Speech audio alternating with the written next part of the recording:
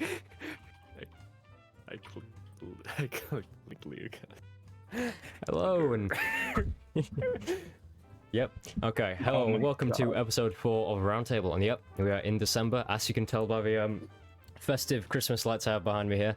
Because I mean, I tried last session with a small Christmas tree, but it was admittedly very, very sad and very, very small. So I've replaced it with exaggerated Christmas lights in the background. I've also got Christmas lights on my computer and a tree there to really prove I am not Scrooge. But tonight, we have no announcements, apart from thank you to Sirenscape once again for providing smooth jazz you are now hearing, which just ended. For the smooth jazz you would have been hearing a few seconds ago. And apart from that, without any announcements from our players, apart from new computer parts, a dog, and character art, is there anything else? Or are we ready to begin for the night? I think we're good. Ready to begin? I am so friggin' ready. So freaking ready. Okay. And without further ado, we will launch into tonight's episode of the Roundtable.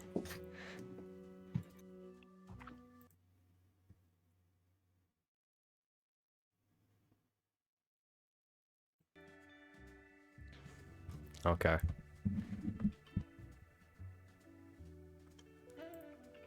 Are we all ready to roll?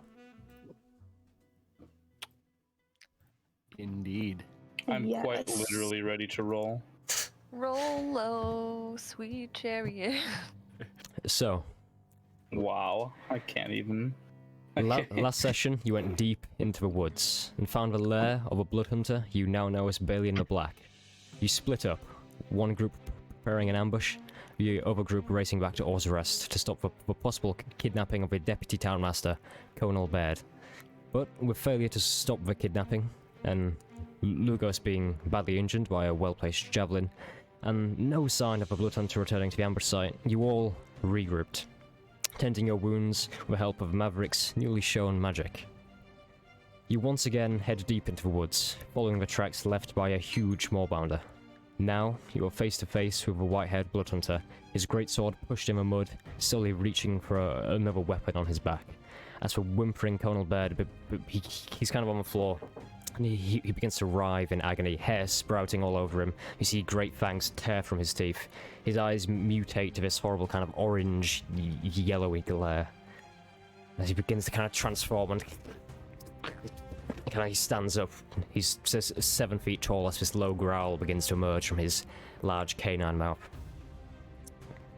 He's wreathed in this dark purple fur, and as he looks up, Leokas, Lugos, and Maverick, you are all pretty much directly next to Balian, just a few feet away from his horrid transformation. Ruth and Joy, you sit near kind of the entrance, like a few feet further back, probably about 24 feet away. And with that, for tonight, we are going to jump straight into a combat. I'm going to put initiative up, and then I'd want everyone to roll initiative for me, please. Uh-oh. Oh, indeed. Okay. Is he like attractive, like an attractive werewolf? No. There's like a cute werewolf, and then there's like he's pretty he's attractive when he's not in werewolf form, but when he's in werewolf form, he's pretty horrendous. He's like an ugly kind of dog, you know, with like kind of oddly shaped eyes, a weird snout, tawny ears. But the ugly dogs are kind of cute. Well, not when we're like 7 feet tall. And trying to kill you. Yeah. Okay. You now have combat enabled. Feel free to roll initiative for me. It's slash roll, yeah? You can, if you click over to the fist in the upper right top. corner. Aww. Yeah. Okay. I did so well, guys. Like that. Werewolf rolls for initiative. I didn't do that well either. Okay, 19 is a number to beat. Otherwise, werewolf will be going first. Yeah, I'm last. Okay. We only hope with Leokas. Go on, Leokas. You can be the final hope here. I'm putting all the hope in a man who steals from a charity plate. You know, see his I icon put there. hope He in the looks worst pretty things. cute. thematically it is nighttime, but just to make it easy to see, I'm going to switch to daytime. Oh, thank you. Valid. I think I can just click a button that switches. There we I'm go. only on the home map right now. That's. Can you click across the top one? There we go. No, I only have home available. I'll reload real quick. Okay. Leah cats. Okay. And wait, so Luke goes. It says you still rolled initiative. Okay. Yeah, I still did roll initiative, but I just see the one screen for the round table, like the Okay. home screen. So, as his transformation happens in front of you, it kind of reaches 7 foot tall, and the werewolf is first to act, and it goes straight for Balian next to him. Okay. And he's going to lunge forward with a bite. Werewolf can't do much apart from a bite, but it's going to go for a bite and some claws.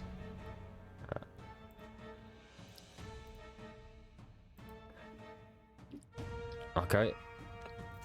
So this deals. Okay, that's gonna be 6, and that's gonna be 4. So both attacks hit as for Werewolf kind of stands up, its claws come out, its great mouth opens.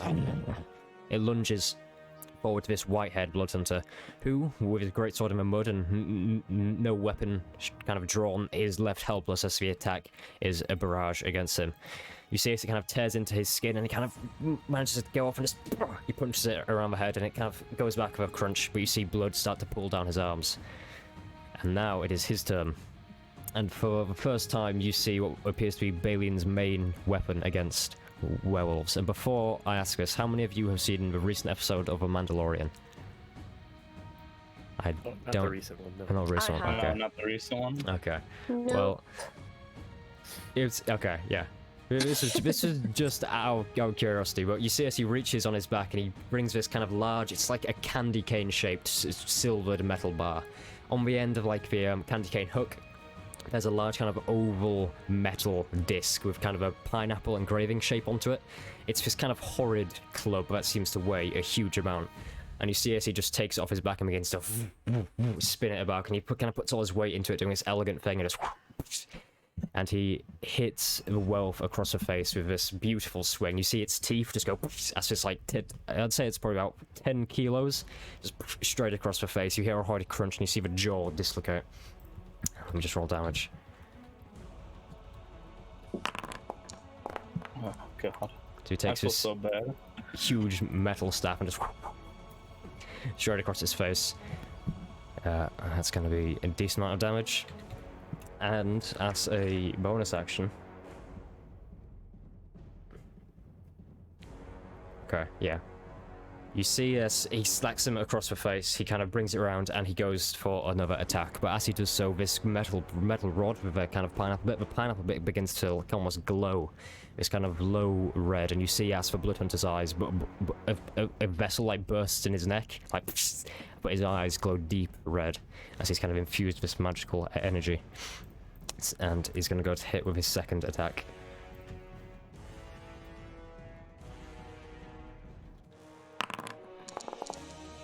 And that is a definite hit. Nice. And with that, the Bloodhunter's going to deal 11 points of damage as he brings it around again. Straight in its knee, you see kind of crunch inwards with this huge kind of metal, almost it's a metal boulder just smashing into the side of its knee. You see fragments of bone kind of splinter off. And with that, it is Maverick's turn. Shoot. I will be using the sword that Joy repurposed for me. Oh yes. And You're I'm just borrowing it. Yeah, it is a temporary borrowing. As opposed to a permanent borrowing.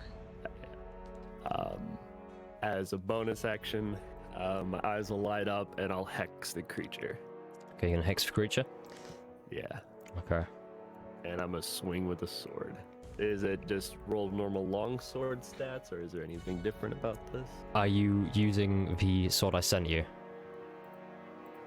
Yeah. The one you got from Bloodhunter's chest? Yes. Yeah. Okay. You can open the spoiler message I sent you in Discord. That is the stats of it. It's a Oh. +1 longsword. Oh my goodness. It's All right. and silvered as well. All right. So I only do that part. So I'm not I'm gonna do that part. part. Okay, got you. So I'll do the first part. So it's a +1 longsword. +1 longsword. All right. Roll tip for me. Cool. So I'll just use my longsword and just add +1 on top of it. So I have a +5 to hit this. So I'll just add +1 to whatever this is. Modded 20 then. Definite hit. So roll 1d8 plus 3 now. Plus I believe my hex does 1d6. Yeah, plus 1d6. Wow, save some damage for the rest of us. Hey, 6 necrotic damage. Okay. From the hex and 9 slashing Damn. silver damage. Okay. Is that your turn?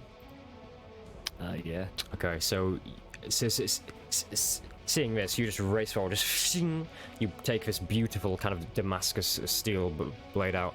Again, it's probably one of the most beautiful blades you've seen, and it seems so light and kind of durable at the same time. Just you slice across with it, straight across this large purple werewolf's chest as it kind of lunges backwards. You see this kind of blood spray out, and as it hits, you see the wound kind of glow with this kind of golden necrotic energy as your hex just emanates throughout it. Is that your turn? Okay. Indeed. Leokas, it's you. Ooh.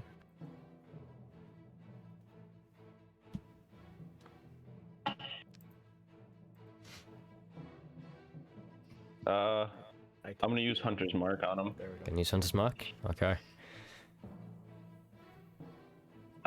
And then I'm going to use my longsword on him.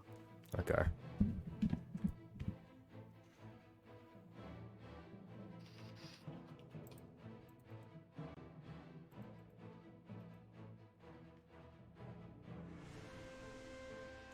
Okay, roll to hit with your longsword for me. Yeah, it won't roll. I assume you're moving here? Or here, or Yeah. wherever. Yeah. I'm moving right in front of next to him. Okay. If it won't roll, just do a /R D20 plus 4. Yeah, there we go. 16. 16. That is a hit. Roll damage for me. Ooh.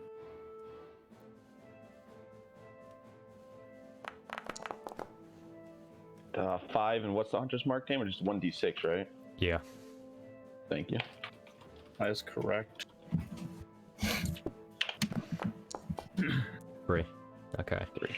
So you kind of outstretch your singular hand and kind of twist your hand in the air as this kind of magical mark appears just like on the forehead of this beast. You also draw your longsword and rush into the fray, and you kind of cleave around and go straight for its leg. And as your longsword hits its leg, its skin becomes almost stoniest. Your blade bounces off, but the Hunter's Mark still kind of burns into its head and does 3 hit points of damage, because your weapon, unfortunately, is not silvered.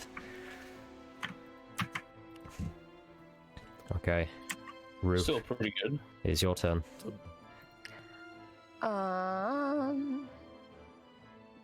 So I'm not very close, so I think I probably need to. Are the squares like 5 feet? Is that what that is? Yeah, the square's 5 Yeah. feet. Okay. So I can get up close-ish. I think I can get to Lugos probably. No, here. Okay. Math. That's not melee range though. Your lance has a 10-foot reach, so it can be. Oh, my you God, have a it does. lance. I'm so not used to having a lance. I thought I had a sword. Oh, I'm Guess, so excited. But like the kind of vice of a lance is if you attack within 5 feet of someone with a lance, you get disadvantage on your attack roll because it's so big. Oh, that's fair. So you have to like stay kind of a tiny bit away. I think.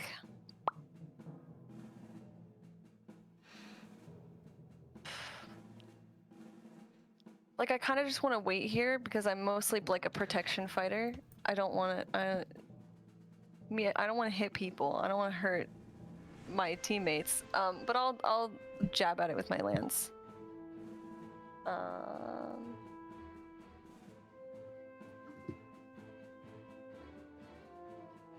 Sorry, I have so much stuff. So slash d20, right?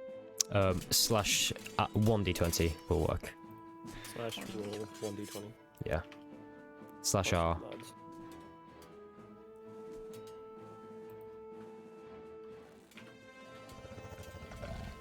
Oh.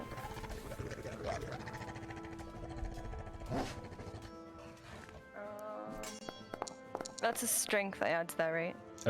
Yes, and your proficiency, I assume. Yes. That's 21. 21, that is a definite hit. Roll damage for me. Okay. I hope you all appreciate the wolf sound effects. Yeah, I heard that. Absolutely.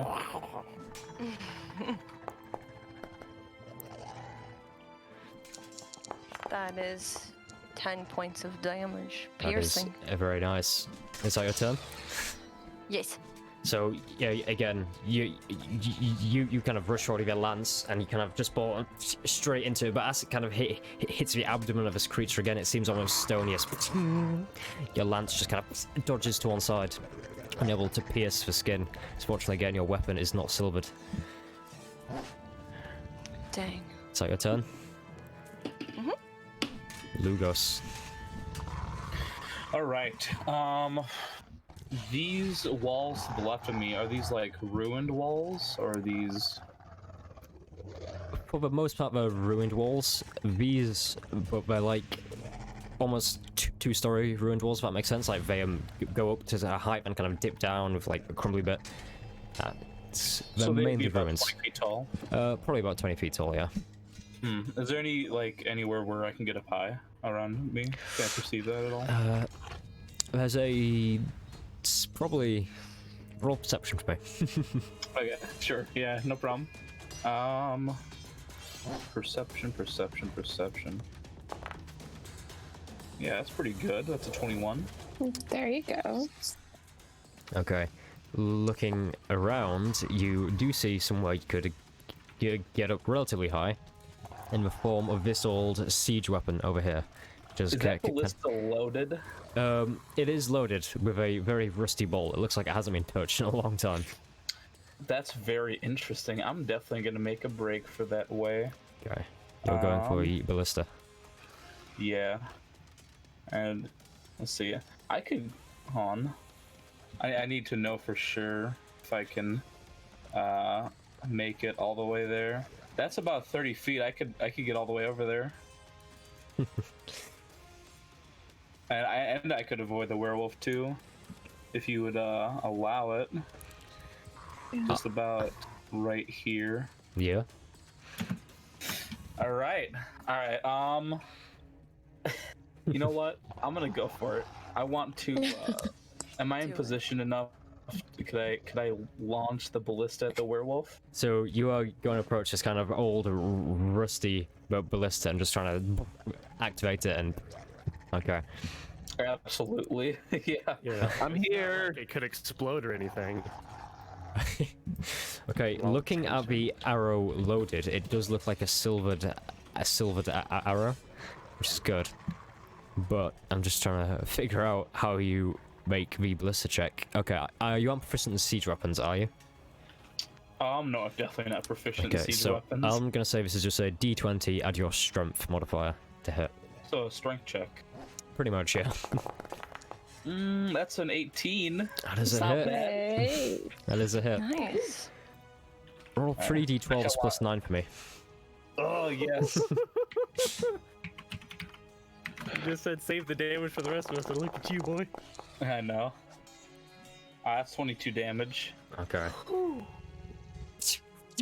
This ballista just fires out, and at this close range, it just tears straight, through like the main shoulder, rump area of this beast. It just tears straight through the side and hits a wall, probably about 100 meters away. You hear this kind of crunch in the distance as it does so, And you look as it kind of turns, you this blood kind of spewing down, its shoulders kind of torn open, kind of upwards, and it kind of puts its claws to it, just looks straight at you. The blister kind of shakes as you fire it. Nuggets are here. I absolutely meet its gaze. Like, I feel no mercy or anything. I no regrets about it. Yeah, no remorse. I have a cocky smile on my face. Yeah, so No, not a smile. I'm more like angry. yeah, its eyes are burning into you. Okay, Joy, it's your turn. Okay.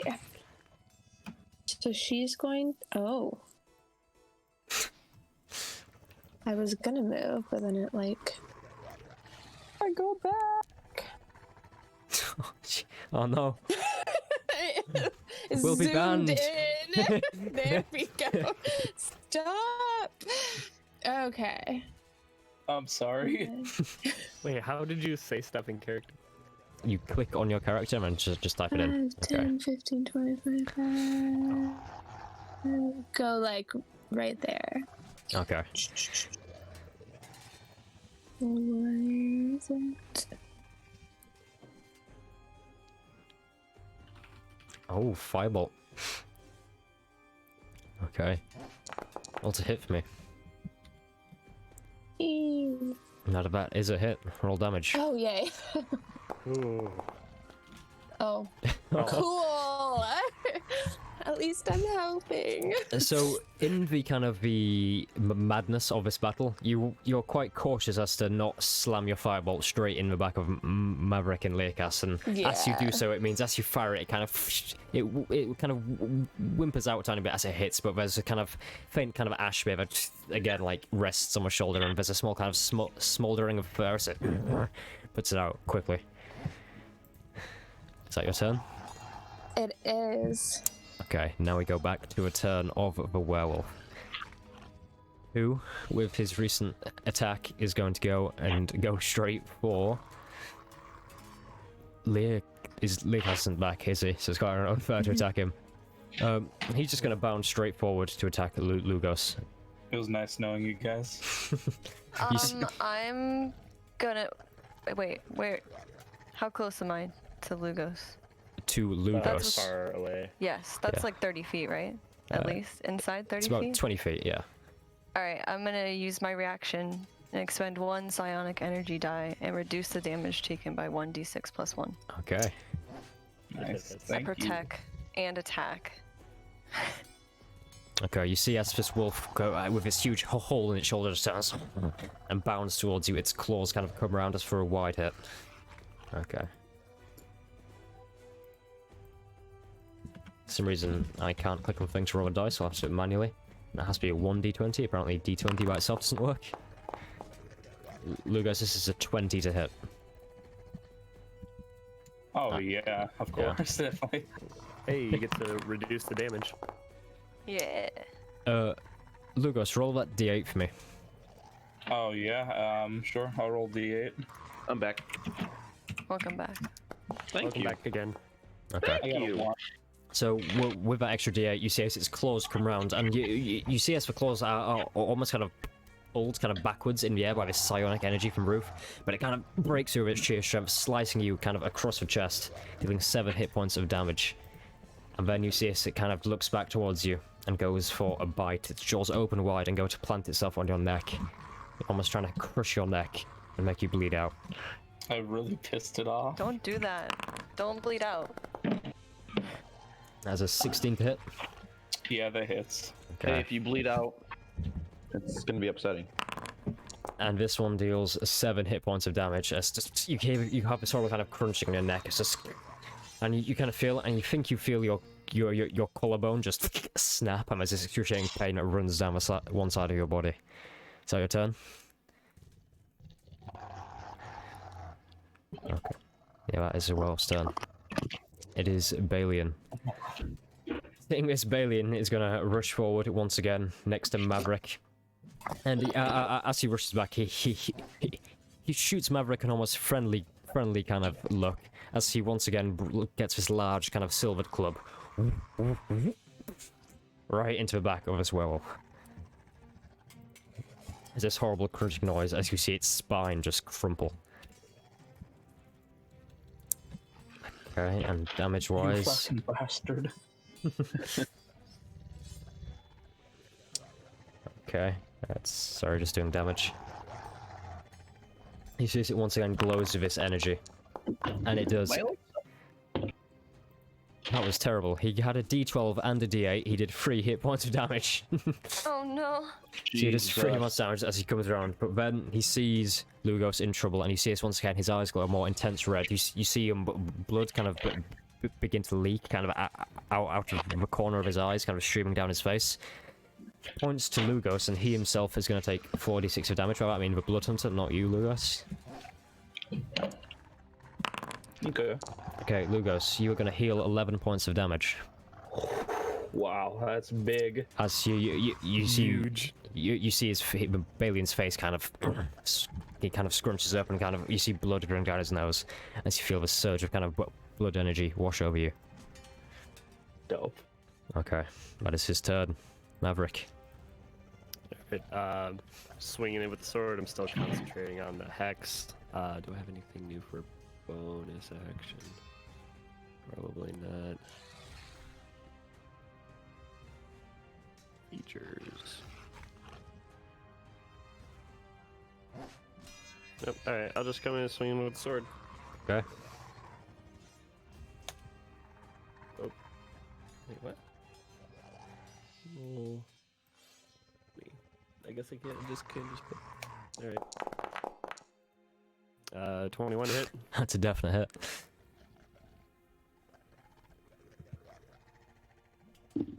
One d8 plus 3 plus 1d6 necrotic. Nice. Is this with your longsword? Yeah. Okay. 6 points of damage total. Is that your turn? I'm gonna action surge. I'm gonna do it again. Okay. Another one. Another one. One more thing. Nat 7. Nat 2. Thank God it wasn't a nat 1. So unfortunately, the second one does not hit. Unfortunate. Okay. So again, just kind of a succession of 2 attacks. The first one kind of finds a nice opening kind of under its arm and he slices across its ribs. And you see this kind of well of blood begin to run down. And the second one, you bring it around and it kind of snaps its head around after first attack. And it grabs your blade with one hand and begins to kind of twist your arm around in this horrible kind of bone-breaking way. That's it, buddy. I'm over here. Vegas. Hello, it's me. I'm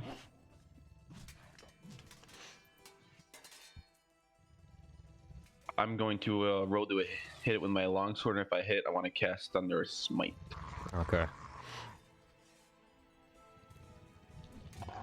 Once I find there it is. To hit. 16. That is a definite hit. Sweet, thank you. 1d8, 4 damage, and then Okay. I'm gonna cast Thunder Smite. Guess it's gonna make Maverick, when you did Hex, did you ever choose what checks it has disadvantage on?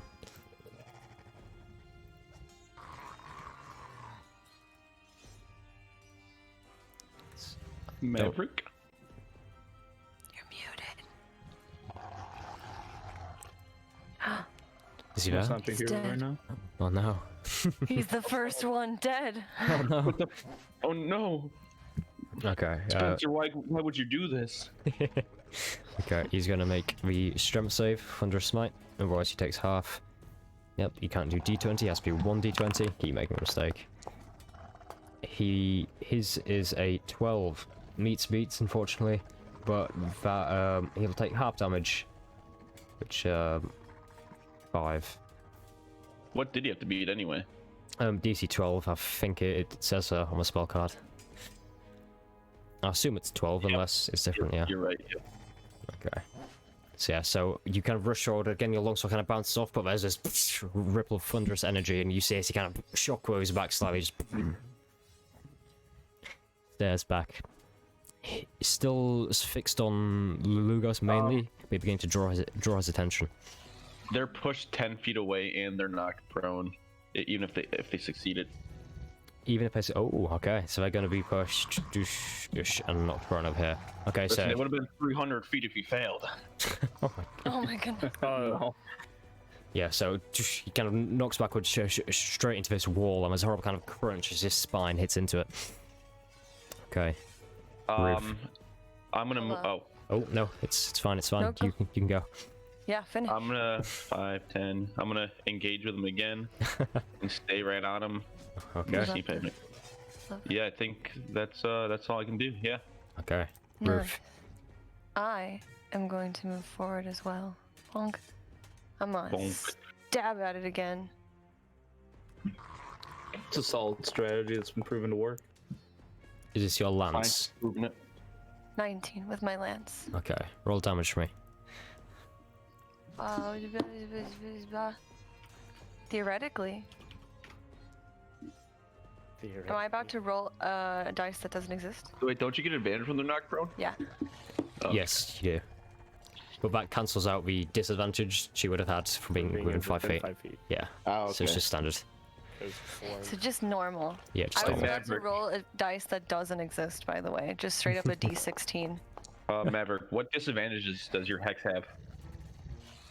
I gave it disadvantage on all. Actually, I should have gave it disadvantage on all strength checks. Oh. 'Cause I cursed it. and Well, now we know for should- next time.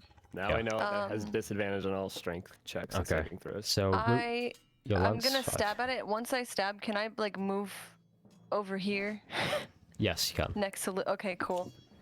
Yeah, so you kind of bring the lance down straight into it, and once again its skin seems to kind of harden as your lance bounces off to one side, and you move to the side. For Lugos. protection reasons, I am here now. Whew, all right. Does it have any exposed wounds? Well, you've kind of like a cut. torn like the through the shoulder body. off almost. There's a huge kind of gaping wound in the shoulder. Man, I've been kind of wanting to try something like a little like weird, a little different. Oh no. I'm always looking for different like combat encounters and whatever. First of all, I want to hit him up with my bonus action. I'm gonna give him the Slayer's Prey, so it doesn't hit one creature I can see within 60 feet. Takes an extra 1d6. Oh, no. And I'm gonna move up to him, and I'm wondering if this will even do anything. We'll have to see. I'm gonna get close to him, and I want to take out the metal that I got from Or's Rest. That's made out of silver. Oh, I didn't know my Hunter's Mark still lasts. I could use an extra d6. Son of... And I want to try to shove the silver metal into his gaping shoulder wound. Okay. Okay. Is this something that can be done? It is something where if you fail, you will effectively have been in very close vicinity to the 7-foot beast, which will put you possibly on the brunt of a reaction attack. I am willing to take the odds of Okay. that happening. Dies. Roll Would you me like me to roll it? a dexterity check. Just standard dexterity check. See if you can actually get. That's a natural 20. 20. Oh Nice. my god. It can definitely be done. Roll me a strength check for how far you're shoving this piece of metal in. Sure. Ah, Okay. that's a 17. At all. Congratulations. You just ruined Lance's campaign. I'm so sorry, Lance. He explodes. No. I love doing weird stuff in combat. Okay. But yeah, flavor text. I used the I used the ballista as a springboard, and I jump off, and I holding the burning metal in my hands. Doesn't feel too good to me either, and I shove it deep into his shoulder. Okay. So you are going to take 2 hit points from your time holding the silver. And the werewolf, whilst that silver is embedded in the shoulder, is going to take an extra 1d8 damage per turn. Nice. Alright. Yeah, that's all I have. Do I roll any damage, or does it just give an extra 1d8? I'll do it for you. Like a Sure. passive ad thing. Okay. I there we got go. you. Gotta love DLT effects.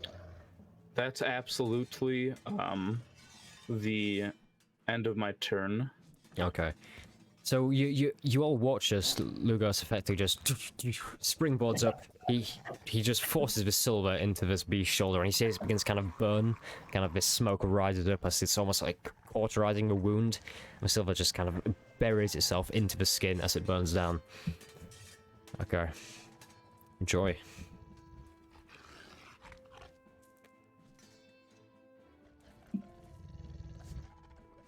Can I can't get right next to him, can I? What's your movement speed? 30. You can get there. Hello. Ooh, yay. Welcome back. I've Hello. coffee. Yeah, Okay, yeah, yeah. you could. We're gonna do that. Oh my god, are you getting cozy? Yes, get close. Cozy time.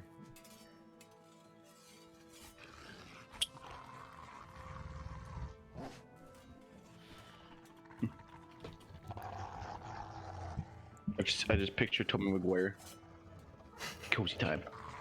Oh gosh. Pizza time. Jesus. Oh, did Love it do? rogues. Yes, so fun. Okay, let's see. Uh-oh. Is Was- it still prone? Was Is it that- still prone? It is still prone, yeah. So you roll with advantage. Try again. Try again. Always close. That was Oh. close. No, stop it. How do I do it again? I think if you just click on the attack button again on the character sheet, it'll put another one okay. up.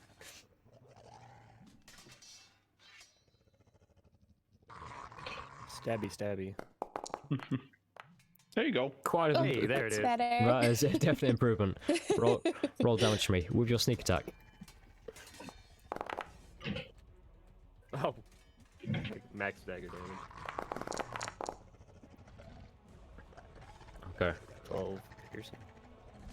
And your daggers are not silvered, are they? They're just standard daggers. Correct. Okay, so just you approach and you have this beautifully executed attack. You essentially kind of slide in and straight across its thigh. But as you do so, you just kind of your dagger stops and you look as it just catches on its leg, not really doing any real damage. Oh, awesome. And as you do this, the werewolf kind of begins to stand up. It kind of backs to its 7 feet and looks down at all of you, kind of just laying into it. It almost is shaking the hits off, so it looks back down at you all. It's gonna do something a bit, Oh no. well, let me see here.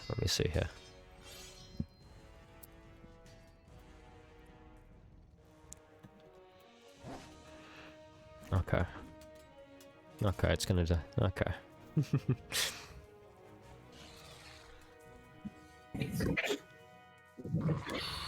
Okay.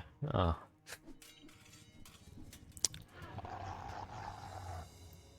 Lugos.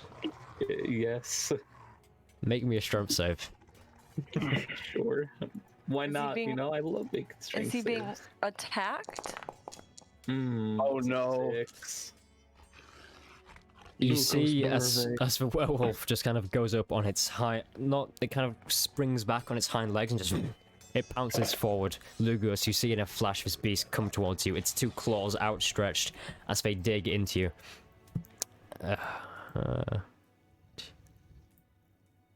You feel the stone on your back as it kind of breaks around you, and you go with the werewolf as it pounces forward and knocks you through the stone wall, and you are going to be knocked prone. Would that have gave us opportunity attacks if it moved or no? It will have done. Sweet. Sick. Okay, so Lugos, you are knocked prone, and then it is going to go for its remaining attack, which is a bite. I have really pissed this Is he thing still off, within dude. 30 feet? Is that out of my 30 feet range? Unfortunately, I'll say because he's like behind a wall, it's Yeah. not kind of direct. Dang it! Okay. And unfortunately, because you're prone, he gets advantage. Yes, I understand. Well, Oh, it was no. nice knowing you, Lugos. As he pounces me and like pins me to the ground, I just want to look up at him. Hoy. You fucking cunt. And as you say that, kind of pinned under its claws, its mouth opens up and comes down on your neck. Highest one was a 19 to hit. Yeah, it hits. And you take 6 hit points of damage as you just feel it on your throat, kind of tearing. Incredibly painful. Oh. Okay. That is... I'm going to take That's, great pleasure in killing you. You say on the floor as you're kind of getting your throat ripped out. Yes. Okay. You know Lugos is pissed off when he starts his roleplay with "Oi, Oi! Yeah. oi, hi, Oi. oi." So Balian, seeing this, is going to move himself. And you see, as he doesn't rush. He essentially just walks, and he drags this kind of huge metal kind of club behind him on the floor. He's kind of parting the leaves as he steps in and sees the beast over Lugos. He grabs the staff in one hand and begins to kind of twist it around elegantly. And as he's about to hit, he looks down at Lugos and then the beast. He looks straight and he says, "Don't try and kill someone who's got nothing left to lose." And then he's gonna go straight for the beast's head as it's over Lugos. That's slash R 1d20. Oh no. It's a nat 20. Oh no. Oh, yes. And that's his right weapon as well, so he's gonna get extra. That's gonna be 4d6. Add 6. Add 1d8. It's a lot of dice. And he deals 20 hit points of damage. As you see, he just gets his staff and hits it right in the back of his skull. And as you're kind of underneath this beast, kind of getting your proton out, you kind of hear it kind of stop for a second, and you're covered in this horrible kind of fragments of blood and skull. X stops and it turns around and it kind of peels off of you. He's going to go for his second attack.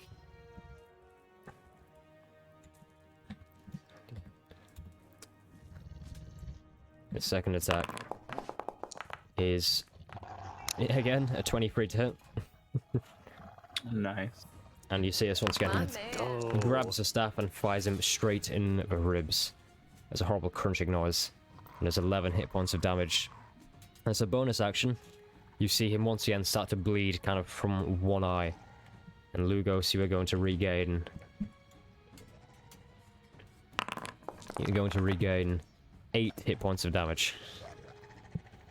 What a legend this guy is. Maverick, it's your turn. Oh damn! There better be a good way to get into this place. It's I believe they're in this building, correct? They are, yeah. All right. Oh yeah, the dynamic lighting. I'm like, where did they go? Behind a wall. 10, 15, 20, 25.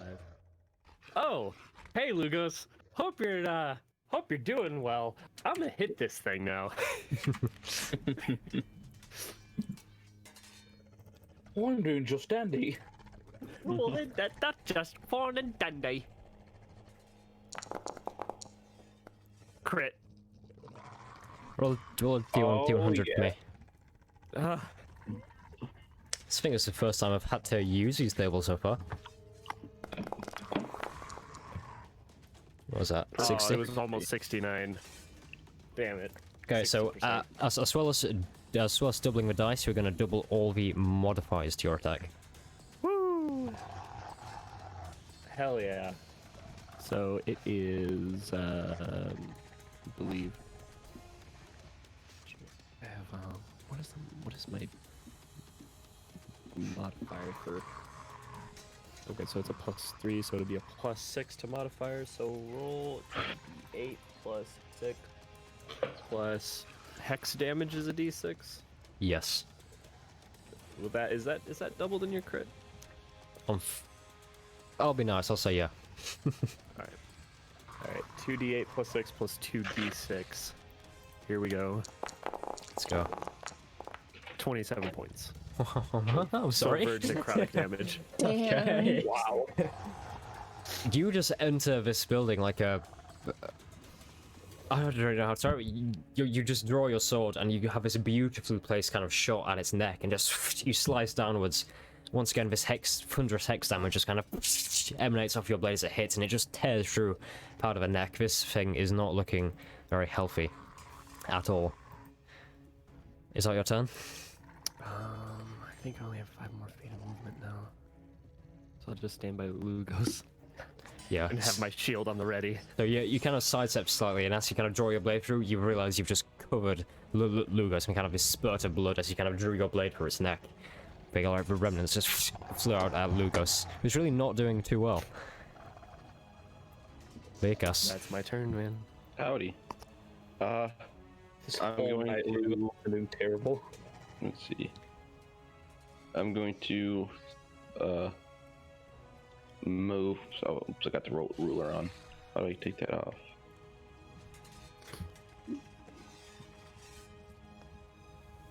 I'm going to move to engage if I can anyway. Yeah, you can go in the building kind of here. I don't know if you can see that, like kind of here or there. There we go. And I'm gonna roll to hit. Okay. If I hit, I'll cast my last spell slot of Thunderous Smite. Okay. Roll to hit for me.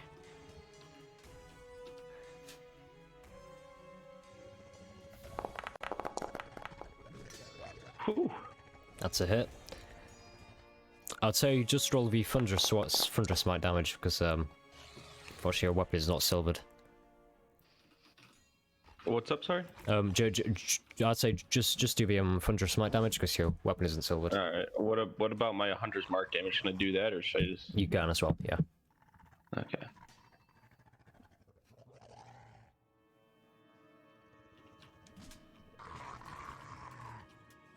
Oh, never mind, I guess that was my spell slot, never mind. Well, you'd still get your Hunter's Mark. Okay. That's a He's D8. still still. concentrating. Yeah, still concentrating.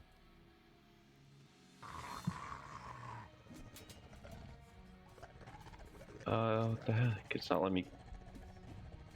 Whatever, I'll just roll my 1d6.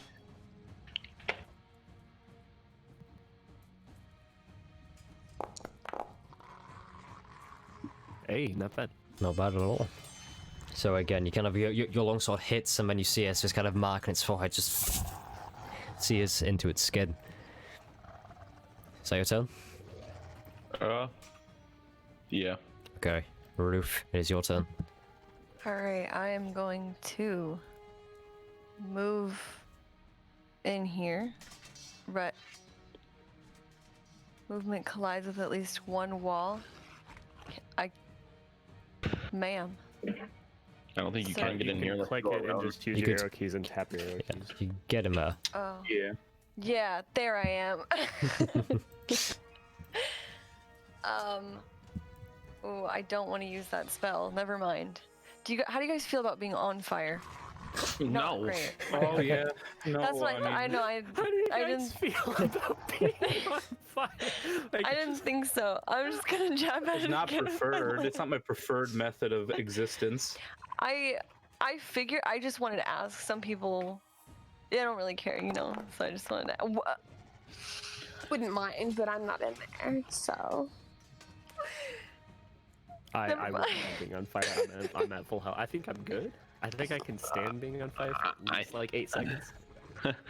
At least 8. Yeah, just like about Let's 8 not talk about my roll, and my turn is over. Yeah, so No. okay. Lugos. Yes, sir. It's my turn now, yeah? That is your turn. Okay, am I still being pinned by this creature? Let me check Or the not that stats. everybody's crowding the tower? You are not prone. Yeah, so you're still prone. Okay, I'd like to expend half my movement, of course, to get up. Okay. And I'm going to whip out my short swords. And as a bonus, just one short sword. As a bonus action, I'll use Slayer's Prey. Okay. Take a extra 1d6, and then I'll go to like slash them. I want to do something kind of like unique, but I don't know if you'd allow it. I want to like, I don't know. I wanted to pry my sword into the shoulder wound, but it's whatever. That's just flavor text stuff. Here we go. It's 15. That is a hit. Nice. All right. And then extra 1d6 as well. Even though I know it's not really going to do much, so that would be 13 damage. Okay. Very nice. Is that your turn? Yeah, that's definitely the end of my turn. I have nothing else right now. Okay, so again, as you kind of make contact with a werewolf, you see its skin almost turns stony as your kind of non-silvered weapon hits it. But the kind of the magical effects of your attack actually do kind of burn into it. You kind of hear it kind of growl and kind of shudder backwards as it feels the wrath of your magic. Joy, it's your turn. Okay, I'm gonna try and kind of join the party. It doesn't lock magic. Oh, Welcome. hello. I can see I know suddenly everybody. you can see everyone. Kenobi.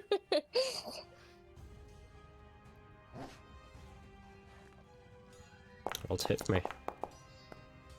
Oh, yep. So we'll just pretend that didn't happen. Is that your turn?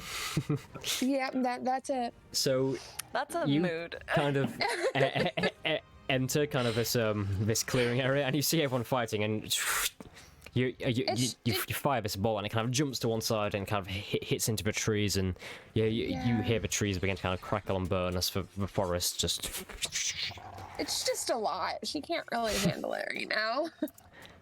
It's now It's a turn of a little werewolf, overwhelming.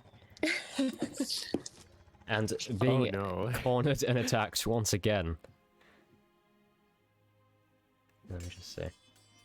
Okay, yeah, being attacked once again.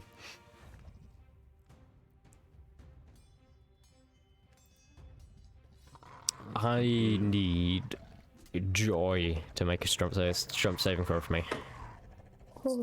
Oh. Dun dun. I wish he would attack people like a normal person, so I could help with that instead I of know. I strength too checking me. have...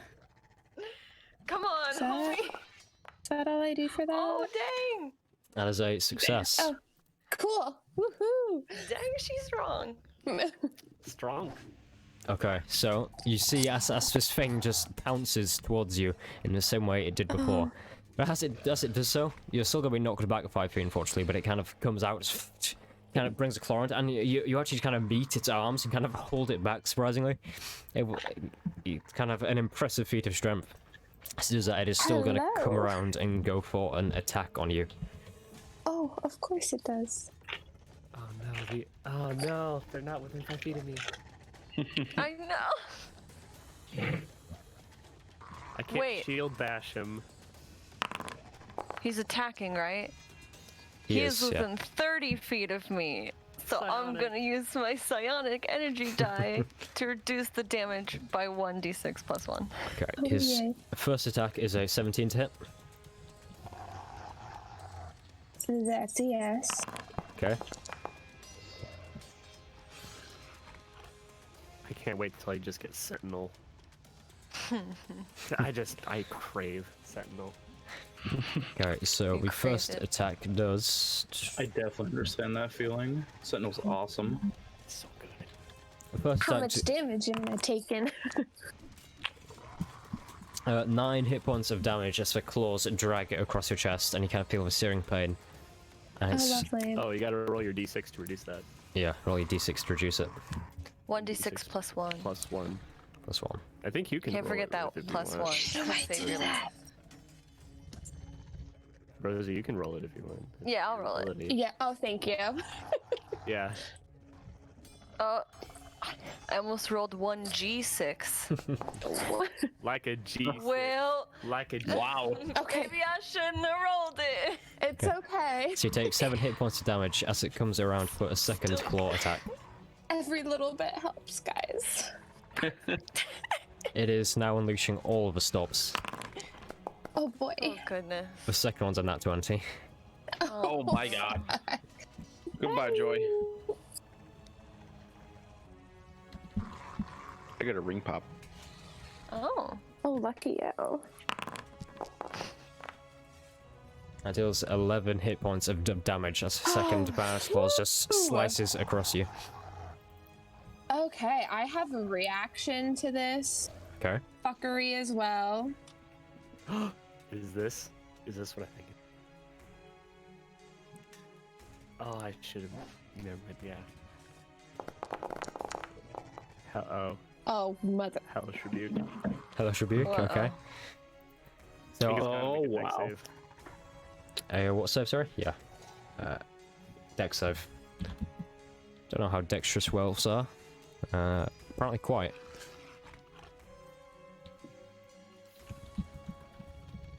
Well. Okay. The werewolf got a 16. What's a save? Yeah, that'll do it. Okay, so is that half damage? Yeah, half. That'll be 3 hit points of damage. As you kind of slice across, you kind of raise your hand up and you see these flames kind of scorch his legs. Now turn of Balian. And he's a bit too far away to do anything. What he's going to do... He's going to... Completely forgotten how to use Foundry. That's I it. believe in you. Okay. He can go there. Wonderful. Yeah, he's moving. Oh, it's all gone horribly wrong. Help. Oh no. Oh yeah. Oh my god, he's going 800 feet. But he moves down here to intercept Joy and a werewolf. And Joy, as you're being attacked, he kind of comes in front of you, and once again, with this huge kind of silvered club, he is going to go for an attack. Let's see what he does.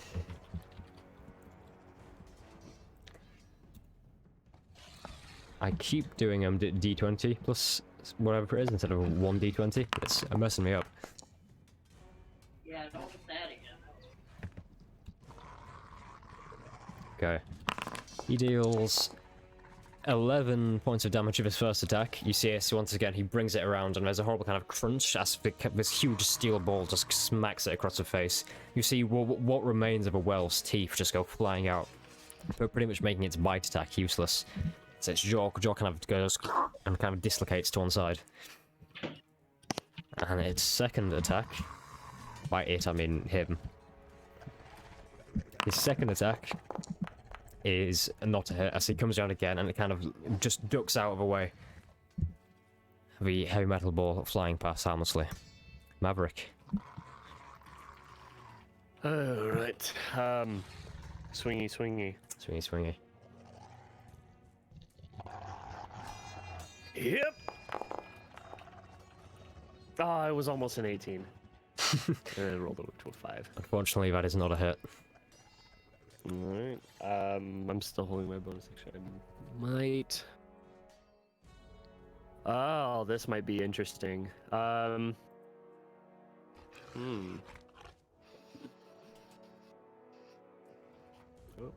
what? No, I don't want move. I don't want the RS. I'll have to get rid of that. Let's see.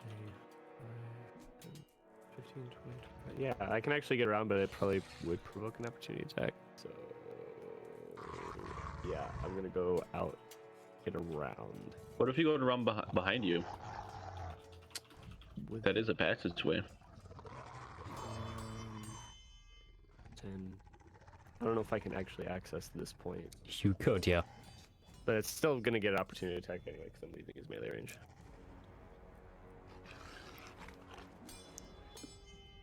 Yeah, so 10. Hit him with your ham hands. Yeah, it's gonna try to swipes at me.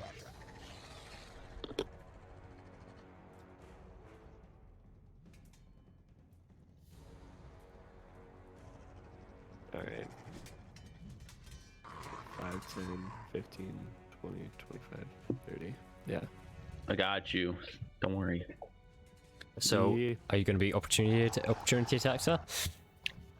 I'll allow it. I'm not disputing. I'll allow it. I'll allow it. Okay. So as you move away, you kind of see a surge of energy in the corner. His claws are going to come around to get you. Or not. My guess is probably not. Me. Let's see. That was a nat 20. Oh my god. Oh no. Oh, he's on a roll. Oh man. Wait, who's he hitting? Maverick. Yeah, because I was leaving this position. That is- Protective, psionic protective field. I'm gonna use that again. Okay, that is very lucky. Okay, so how much damage is that? Sorry, you reduced it by? 1d6 plus 1. Okay, you can So I'll- roll that again. Yeah. Cross your fingers, folks. Ooh. Hey. Yeah! Hey. Reduced So, by 7 damage. Maverick, you take 14 hit points of damage as you feel these claws dig across your back here. Your arm is kind of sliced open in the back as you retreat. 14? He would have been down.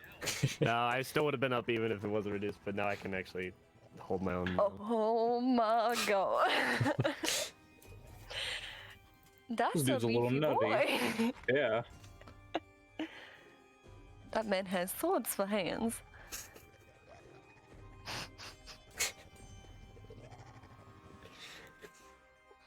Okay. All good for me. How do I make it go to the right? With the ruler. What do you mean? Like I'm trying to Like how you something. snap on a corner and then go around. Yeah. Oh, You hold down control, I think. And then once you drag it to the point that you want to snap to, click, and then drag again. yeah, so you So like, hold it's control, weird. click, and then kick. Left You click, kick. yeah. Yeah, and you Yeah. And then keep holding it hitting down. right click to get rid of the segments one at a time. There you go. Okay, Maverick. What else are you doing on your turn? Nothing. So that's your turn? Okay. I was hoping to get one more. They have to Lucas. get closer to me for me to do my shield thing. Yeah, They have to be within 5 feet of me. Lucas. Thought I rulered that out Yes. there, but that's not. I'm going to move. I don't want the ruler anymore. I'm going to move. Oh, what?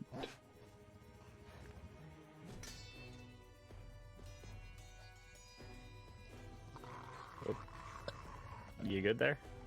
We're sharing a spot. Giving him a hug. Yeah. Give me a nice little cozy wozy up in here.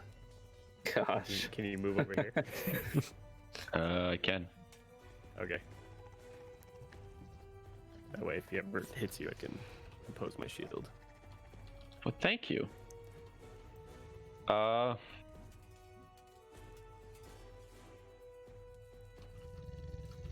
Yeah, I guess I'm just. Okay. Sorry, I was reading something I thought I could do, but I can't. I guess I'm just gonna attack with my longsword.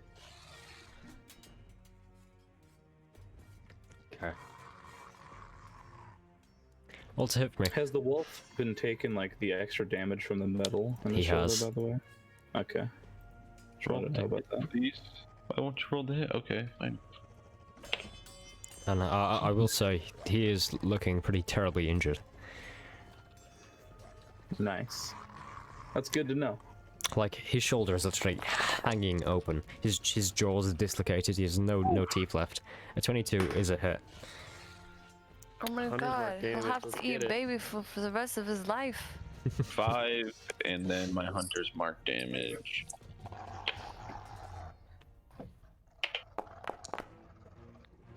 Okay, 1 does mark damage. Yep. So once again, your longsword hits. You see it bounces off the kind of stony skin, but once again, this kind of searing mark in its head burns out, doing this hunter's mark damage. Is that your turn? Yeah. Okay. Roof. All right. I am going to. Can I attack him from where I'm at? You can. Okay, sick. What? I'm gonna attack him from where I'm at. Fortunately, you would get disadvantage because you're within 5 feet and you're using a lance. Hey, what's divine or channel divinity do? Is that one of your features? Yes. Yeah, I've never used. I think your channel divinity lets you do certain, like, your energy gets channeled, like basically powers that come straight from your You have 2. You've got Abjure Hatred. Enemy and Vow of Enmity. Sorry. You're fine, man. Don't worry. No, but yeah, like your patron or your god, like channels the energy like directly through you from them. Can I basically. divine smite whenever I want, or how's that work? When you hit. You gotta. It burns a spell slot whenever you hit. Yeah. Oh, okay. So Yeah. I don't have any spell slots. Okay. Okay. Roof, are you going to hit? Roll for roll at disadvantage, right? Yeah. That's pretty good still, you know. You just gotta do it again. If you get higher than a 9, you'll be fine. So. Let's see. Don't jinx it now, you know. I'm knocking on wood for you. There you go. I got higher than a 9. Perfect. Roll damage for me. Okay. I'm not gonna roll a d16 because that doesn't exist, everyone. Well. Okay, you push your lance sword once again kind of into the back, and once again it kind of lances to one side as its skin kind of turns stony upon contact, kind of repelling your non-silvered weapon. Damn. Shrugging these normal attacks off. Lugos. Okay. Man, I don't have the capacity to deal with this. Or the gear to deal with it. He's not prone or anything right now, right? He is not. He's standing. He's like kind of blocking the doorway. Completely, yeah. Yeah. He's a big Damn. He's chunk. I don't know if I could like jump over him. I don't know if you'd allow that. You can Alright, try. no one die while I get Jump coffee. spell, yeah. But again, if you fail, yeah, because it's land almost right like on a low-hanging arch that has kind of been crushed out. So as you Yeah. fail, you might either hit the arch and be knocked prone, or you might just land straight into an attack from a werewolf. So it depends if it's a risk you're gonna take. Don't The I'm choice is feeling- yours, Mr. Anderson.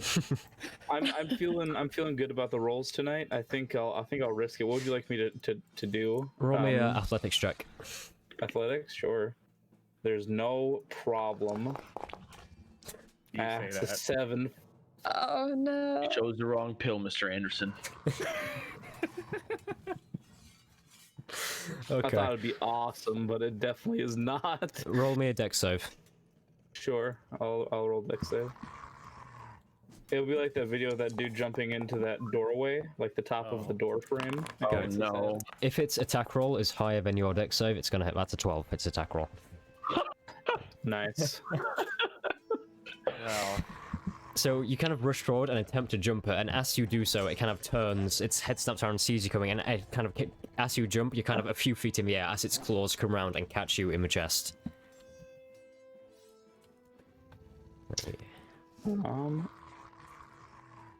Can I like, as it catches me, can I, since I didn't make it, can I still try to attack it? Can I like stab at its eyes, Roll me a d20. Just like some sort of like maniac? luck roll. Yeah, make just me D20. a luck roll here, just a standard d20. Sure. My luck ran out with all my other rolls. A 10. Okay, so you are perfectly average, so unfortunately you cannot. That's totally fair. Okay. And you're gonna be dealt 8 hit points of damage as its claws smash into your chest as you kind of jump up. You feel its claws kind of break your ribs and it kind of throws you to one side. You'll land just behind Roof here, in kind of a slump on the floor. before it throws me, I want to spit in its eyes. Yeah, just God, this is ruthless. absolute monster. Let's see. Do I still have my movement? You will do. Okay. I'd say that jump took about half your movement. That's fair. About half my movement. I'll move here then. Okay. And I'm gonna start making my way for the ballista bolt that is lodged in the wall. Maybe. I will say that To have some sort of silvered weapon. there are some kind of more just kind of in a pile here. Oh, absolutely, huh? Would I know that? You would have been next to them, so I assume you have eyes. Okay, well, knowing You that, were wrong. can I instead go grab one of those over there instead of going for the one that's already been shot? Yeah, sure. Alright, thank you, merciful DM. I'm gonna pick up one of the ballistas then. Okay. One of the ballista bolts. It's like a big spear. It's essentially a spear with like this kind of silvered tip. It's weighted kind of weirdly because it's kind of it has a very heavy tip for like maximum penetration. So it's not the best spear, but it'll do. Is everyone still Nobody alive? make a joke, please. Yeah. Alright, I I'm know, ready. I chuckled. Yeah. Definitely chuckled. Oh no. It's a big tip for maximum penetration. Let's continue on. That's the end of my turn. We call it the penetrator. That's what she said. Oh no, that sounds terrible. Joy, it's your turn. Okay, so I'm gonna get the fuck out of here because I'm about to die. Okay. 5, 10, 15, Bonus 20, action disengage. 25, 30. Oh, yeah, that will do that too. But I do still want to attack him from way over here. Hell yeah, fire the In the trees. fire. Yeah, oh yeah, I know she's hiding. Oh. What's up? Sad. Does that hit? Unfortunately, that is not a hit. Oh my god, I'm rolling like shit. Yep, that's it. Okay. So again, just there's this bolt of fire, and do you see these kind of training dummies on the side here? Yeah. You just this bolt of fire whips through the air and actually just eviscerates kind of a straw training dummy on the side. You see as it hits it, just explodes with this kind of straw going everywhere. You missed your target, but at least it was still a good firebolt. Hey, you hit something. Cool. Woo woo. It's a turn of a werewolf, and for one final time, it can use its pounce ability. Maverick, Oh, make me a strength save. he's got this. You're fine, Maverick. Don't even sweat it, bro. 21. See, I told you. Don't be Just. sweaty, Maverick. You're fine. Just. So that is gonna. You're still gonna move 5 feet back to here. As he moves up Right. here. As he moves here. But and then he's gonna make his 2 attacks. I tried desperately to pull out my shield. Okay. You don't have First, your first attack. He brings his claw around. He brings his claw around to hit. That's a 21 to hit, Ah, hits. matching your strength save apparently. Yep. And this is going to be 5 points of damage as his claws kind of come and dig into your shoulder. Still up. Still up, nice. And seeing Learcast behind him, he's going to quickly kind of bolt around and kind of move his claws, kind of whip them through the air and try and catch Learcast across the face. Learcast, that's a new name. Ugh. He's very crass. That is a 8 to hit, which I know for a fact doesn't hit. And you kind of bring up, and you kind of bring your shield up and deflect his claws as I come past. If I kind of tear into your shield, you see the wood is kind of mangled and broken as he comes past. Can he do anything else whatsoever? No, he cannot, because he's got no friends. Got no friends. I'll be a friend. I attack Maverick. Well, in that case, he will have got advantage on all of those attacks then, thanks to pack tactics. Okay, Balian moves in.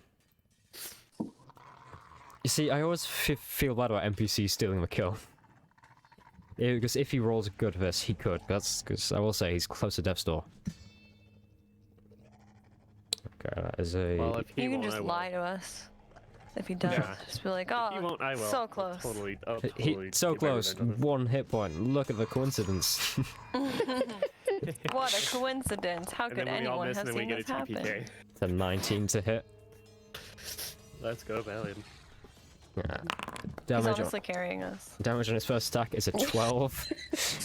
Sure, though. So 12 damage on the first attack. Hey, Well, you saw Hey. the thing change then. I didn't do any math, so I just applied damage automatically. And you see as it turns around and moves to attack Maverick and Lakeass. Maverick and Lakeass, you two are kind of engaged in this intense fight, and you're kind of just focusing on this werewolf. It's kind of claws coming around you, dodging, bring your shield up, just kind of shot after shot is kind of hitting you, and the adrenaline is pumping. And Ruth, you see as Balian is what you could describe as cool as a cucumber. And he just once again wraps his hand kind of even further down this metal staff. He just Maverick, as you're attacking it, you see this metal staff come over the entire 7-foot height as Balian just jumps through the air, brings his metal staff down right in the center of this thing's skull. You see its skull just smash open. You see its eyes kind of just go outwards. And what's left of its skull is really just identifiable as mush, as this huge metal staff just hits down with a horrible thud and crunching noise. It kind of topples to one knee and goes topples over to the side. But Balian once again walks over, and just to make sure he's dead, brings it around for another one as it kind of looks up on one knee, kind of pretty much out of its mind, completely dead, as it's kind of glances up at Balian once again. He once again swings it around and catches it right across the jaw. You see its jaw go flying off to one side as it just falls to the floor, lifeless and limp. Brutal as hell, man. Damn. You Balian butchered this thing. you see as like he has his staff, and he slowly kind of cleans the staff from the floor and just puts it on his back.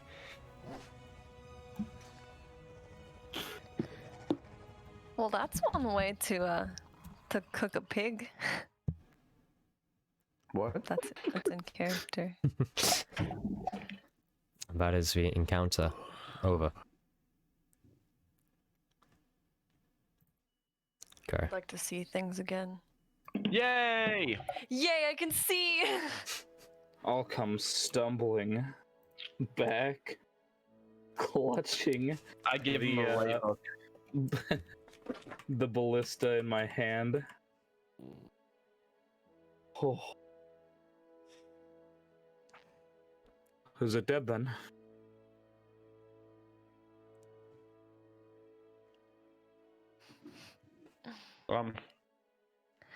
Can I carve some meat out of this thing? Man, what is with you and carving for meat, bro? Do you have a silver dagger? Do I have a dagger? Because unfortunately, you'll only No, be able probably to not pierce it if it's silver. Excuse me. Anybody have any silver daggers? No.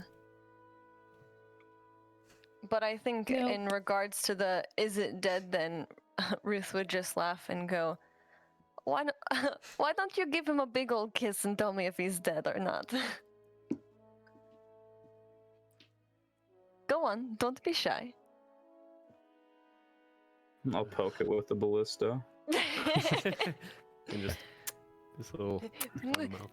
How are my wounds feeling? It like bit open my neck at one point. Yeah, your neck, there's like a bit of flesh kind of hanging off, and like your neck's bleeding profusely. You've got like slice marks all over your chest. Can I use my lay on hands on Lugo? You could. Alright. Elijah, you can have, what is it? You can have 15. Ooh. 15 healing? Damn. You get it all. That brings me all the way back to full, man. Yeah, so you see, as his no. wounds just kind of heal up magically. Brings me something very fine. close to full. Is the ballista sharp enough to cut? Or wait, is it a silver ballista bolt? It is a silver ballista bolt. Do you think it's sharp enough to cut some meat off the werewolf? The tip has like a round kind of. Every time I mention this bolt now, You look, it kind of rounds on the end, obviously for like structures and, you know, penetration of stone. But you reckon if you really tried hard enough, you could kind of saw some meat off with a silver tip. Do you think I could see any of his teeth laying around on the outside? You reckon mixed between the skull, yeah, you could find some teeth. Awesome. Roll perception for me if you want to find some. And Leokas, are you cutting some meat away? Yeah, I'm gonna skin it and get some meat. Okay, roll a strength check for me. Yes, sir. Okay. Perception check. You find some nice big canine teeth, somewhat covered in blood and somewhat kind of horribly kind of decayed, but for strength check, okay. You think it possibly is the adrenaline from a fight, but you go ham on this dead werewolf. Just very quickly, you have sawed off all the humanoid werewolf meat you would want, and you have skinned this creature. And as you do so, after a while, you see as it kind of begins to form and change, and it slowly turns back into Conall Baird. It has kind of in like the tatters of his like purple kind of nightgown. His head is no longer non-existent. His kind of browny hair, kind of wisps of it coming out from in between the skull. But wait, his head is non-existent. Like, yeah, after the attack from Balian, you got probably I'd say a kilo. They decapitated him. Yeah, about a kilo where of is meat. his head? Well, his head is kind of smashed in, but the wolf jaw is about over here.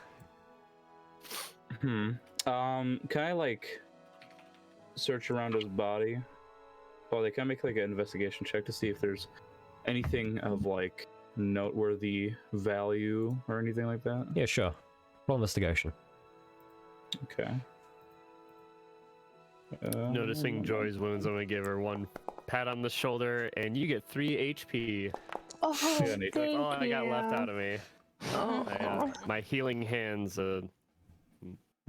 heal a creature equal to my level. Yeah, No she one can really, catch your hands anymore. she really still just doesn't look good. Okay. I get to fucking lead. About time. What do I find? I got 18. It appears he's mostly in kind of his nightgown. Nothing much of interest. Just like a few copper pieces, but pretty much nothing at all. Nothing to like mark him. No. You said that the wolf jaw was somewhere? Yeah, the jaw's just kind of down here, on the edge. Has anybody taken that? Took some of his teeth. Yeah, I'm gonna ask. Joy took some of his teeth? Mm-hmm. Boy, Joy. Yes. I couldn't help but see that you collected some of his teeth, right? Yes. You wouldn't mind if I get one of those, would you?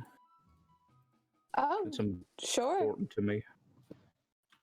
Sure. Yeah, she hands over one of the teeth she found. Thank you. That means a lot to me. You're welcome. What's your reasoning for getting the teeth? It's important to my character in a way. Okay. He's gonna make sure that he collects something from all of the creatures that basically affected him in his past. And as this whole interaction happens, you see Balian begin to move. He moves towards a corpse, and you see as he kind of grabs kind of both legs pretty heftily, and he begins to pull the corpse towards the fire over here, obviously with intent to throw it in and burn it. I'm gonna help him. Yeah, so it's kind of he kind of throw it onto the fire, and it kind of, and you see he's kind of shockingly silent. He hasn't said a word. He's kind of got this very stoic kind of expression on his face as he's kind of got kind of flecks of blood all over him. He doesn't look like he has a single wound from a fight, but most of his injuries come from healing other people. You see, he kind of has the blood marks that have still kind of trickled down from his eyes, kind of plastered onto his cheek.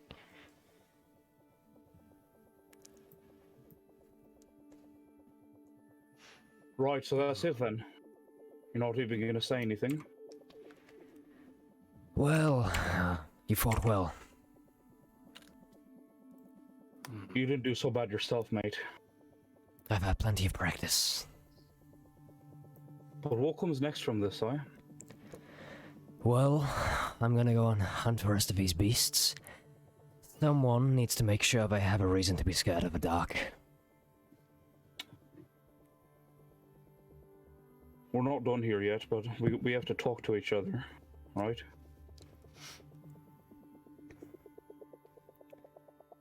He just kind of remains silent and kind of stares out of the body burning on the fire.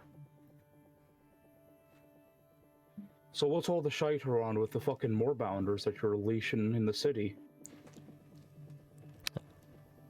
He kind of takes a second, and there's a kind of slight smirk across his face, and he kind of lets out the same high-pitched tone you heard earlier, and all of a sudden there's like boom, boom, boom, and the familiar moorbounder emerges from one of the back rooms and kind of sits and lays next to him and begins to kind of gently stroke the moorbounder. Well, they're good pets. And loyal companions. Oh, they're good pets and loyal companions, but they also killed innocents in the city of War's Rest. I'm sorry, mate, but you gotta be held accountable for your actions. You told those creatures to go into the city and, what, attack people? No. I told them to find Conall Baird. And they did what they could to find him. It didn't quite pan out the way I thought it would. Do you feel bad for your actions? It was messier than anticipated.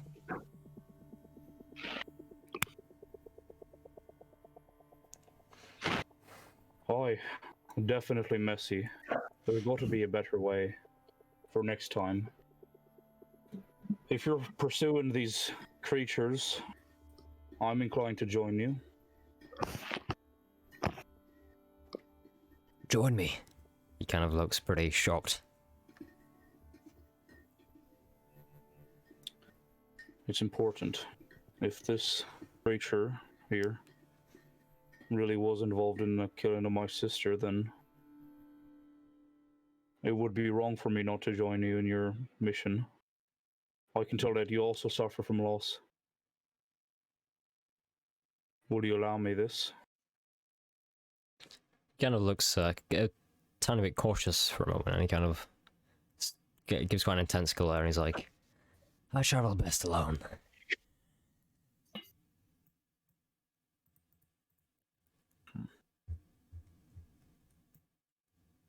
Right, what so kind of that's leads do you have? If you don't want us traveling around with you, maybe we should split off and we can do our own work that'll help you. I don't have any leads. I just kind of track. But Boy. I'm cleaning the sword, by the way, with like a rag. and he kind of stares and notices the sword. He stares down at you and he says, "Oh, you found a sword." Or go to, after I wipe it off, I look at the reflection with the campfire, and I put it back in its scabbard with one hand without even really giving him true eye contact. I hand it over to him. Keep it, Leave it to yours. but make sure you do honor by its name. Or I'll take it from your corpse.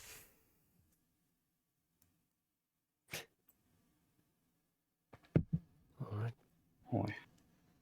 Per se, we don't actually have to travel with each other, but we can still work together, right? We can do investigating of ourselves. I'm quite good at figuring stuff out. Look, there's no more Whitehide Covenant. I can contact some other Covenant and see if I have any work, but I'm alone. I'm sure some of a Blood Hunter order can find work for you.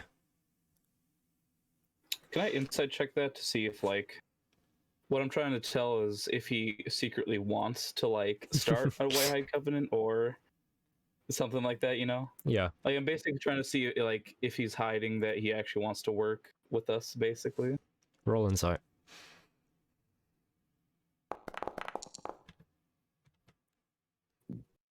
Hard to read. 13. Damn, with the 13. Alright.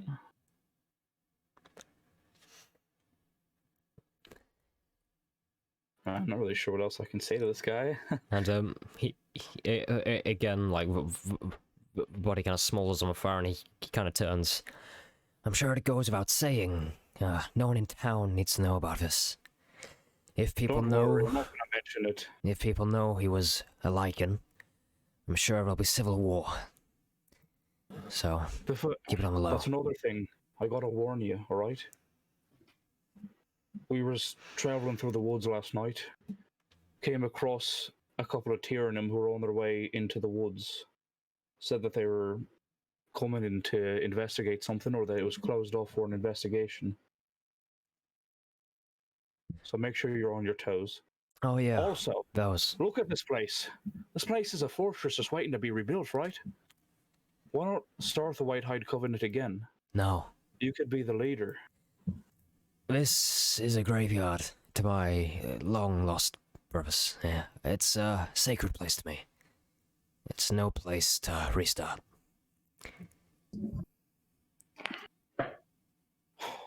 Well, you don't have to go it alone. That's all I'm saying. If you change your mind, I'm sure you can find me. Look, you seem like a good kid. Hey, take this, and he kind of reaches into a pouch, and he kind of he gives you something quite odd. It's like a small kind of brooch, like a wooden carved brooch that was a swan feather attached to it. Okay, like a swan brooch. Yeah. And What's this? you see the brooch is kind of gently like carved into the shape of a boat, and he kind of looks and he says, it's a gift my master gave me quite a few years ago. If you're ever in trouble by water, it will save you." Oh, thank you.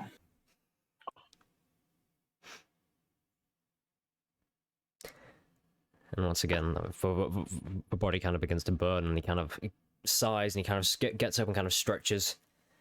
Right, I'm gonna head back to town, plant some documents in his house, and make sure everyone thinks he's gone away for a long, long trip. So, can I get your word that you'll stop unleashing more bounders in the city of Or's Rest, at least?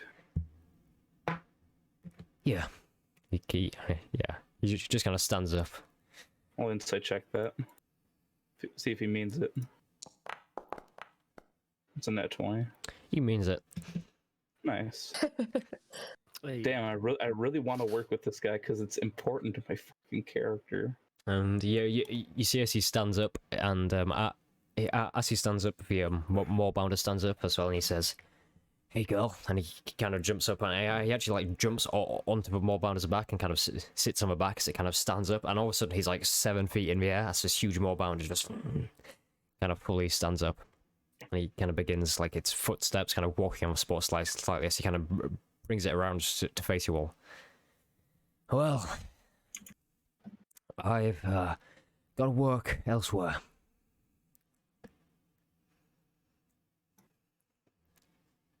Well, I wish you luck on your work. Try not to fucking let your hounds go all over the place, alright? They're good animals, they're better than that. Also, this ain't the last you're being seen of me, alright? I'm gonna fucking find you. Yeah, okay. You, Golden Boy, remember the sword, honor, or your corpse? And he kind of lets out a thin smile. very well. I go back to looking at the sword in the light of the fire and just kind of actually admiring the craftsmanship. Lugo's gonna let out a sigh. He's going to go over to the hay bales by Ruth, and he's just gonna like lean on the hay bale and kind of lay down, just kind of chill out for a second after like this exhausting night. No, again, the Morbard kind of turns to head up, but again, he kind of turns and he says, "Hey, you, tiefling over there with firebolts. Yes. Remember, lead your shots. That way you'll hit." And you see in his hand there's like a thin kind of burst of fire as he kind of shows he has magic too. Right, make sure you don't die. Aye, and if there's a lichen, kill it. And with that, he kind of heads off deep into woods. There's a boom, boom, boom, and the Morband kind of clears the fence, and you hear the footsteps kind of as he disappears into the woods. Where was So the Joy- Warbounder this whole fight? Oh, Joy mutters great advice.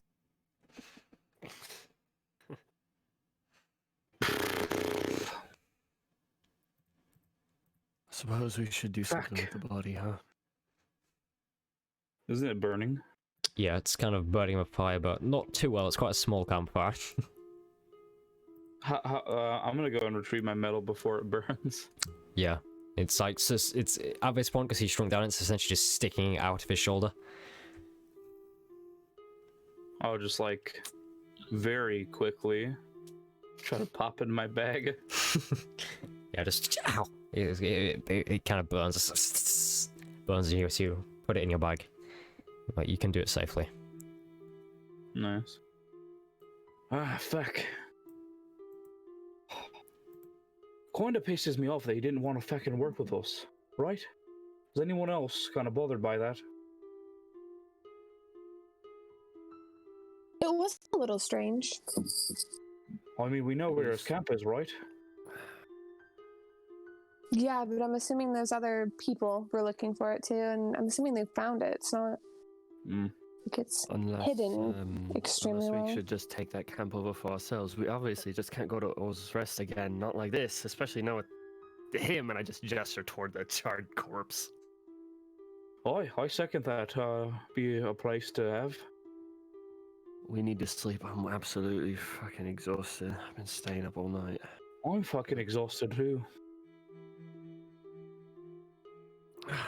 We should move. We already caused enough ruckus. Aye. Leocas, we're leaving. You kind of see Leocos just kind of zoned out, staring at the body. You can see him like kind of muttering to himself.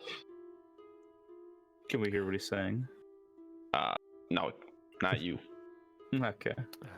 No, you can see him like I guess his lips are moving, but he's talking. Like, you know, when people like talking to themselves, like they're in their head, but their mouth's moving. Yeah. Mm-hmm. Yeah, he's doing that. Wow. I'll go over to him, give him a slap on the back. Hey, hey. Oh, hello there. Yeah, your magic, your thunderous booming magic is probably half of Oz Rest by now. I think we should get a move on to back to the camp. Yes, probably. I feel like I could fall over any minute. Boy, you're right, Shadow Boy. You're looking a little spacey. Oh, what? Yeah. Come on, let's go. We're going back to camp. It's getting cold out anyway. Aye. And I'm gonna go off towards the camp, assuming the position of leading the group through the woods, so we get there quicker. I want to actually catch up to Lugos and walk alongside him for a moment. I overheard your hardship. I'm sorry about that. I'm sorry about it too. Nothing to talk Yeah. about though. Well, I appreciate you sticking by me through the Yeah. fight. of course, you have honor with your actions, so I respect that as well, and I just hope I don't end up making the same mistakes to repeat your history. I have a sister that I need to protect, actually. Oh. But if the time comes, the time comes, so. I keep them close. You never know what you truly have until they're gone. Joy's going to catch up with them towards the end of the conversation and put a cautious hand on Lugos's shoulders and just says, I understand what it's like. It's hard and I'm sorry for your loss. What could you understand about it? Have you lost someone?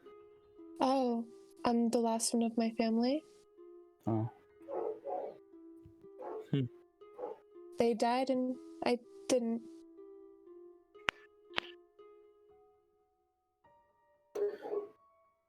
It's nice to have people to relate to, that's for sure. If you ever want to talk about it, I could use the company as well. Yeah, of course. I'm here. I mean, it happened to me years ago, so it's been a while.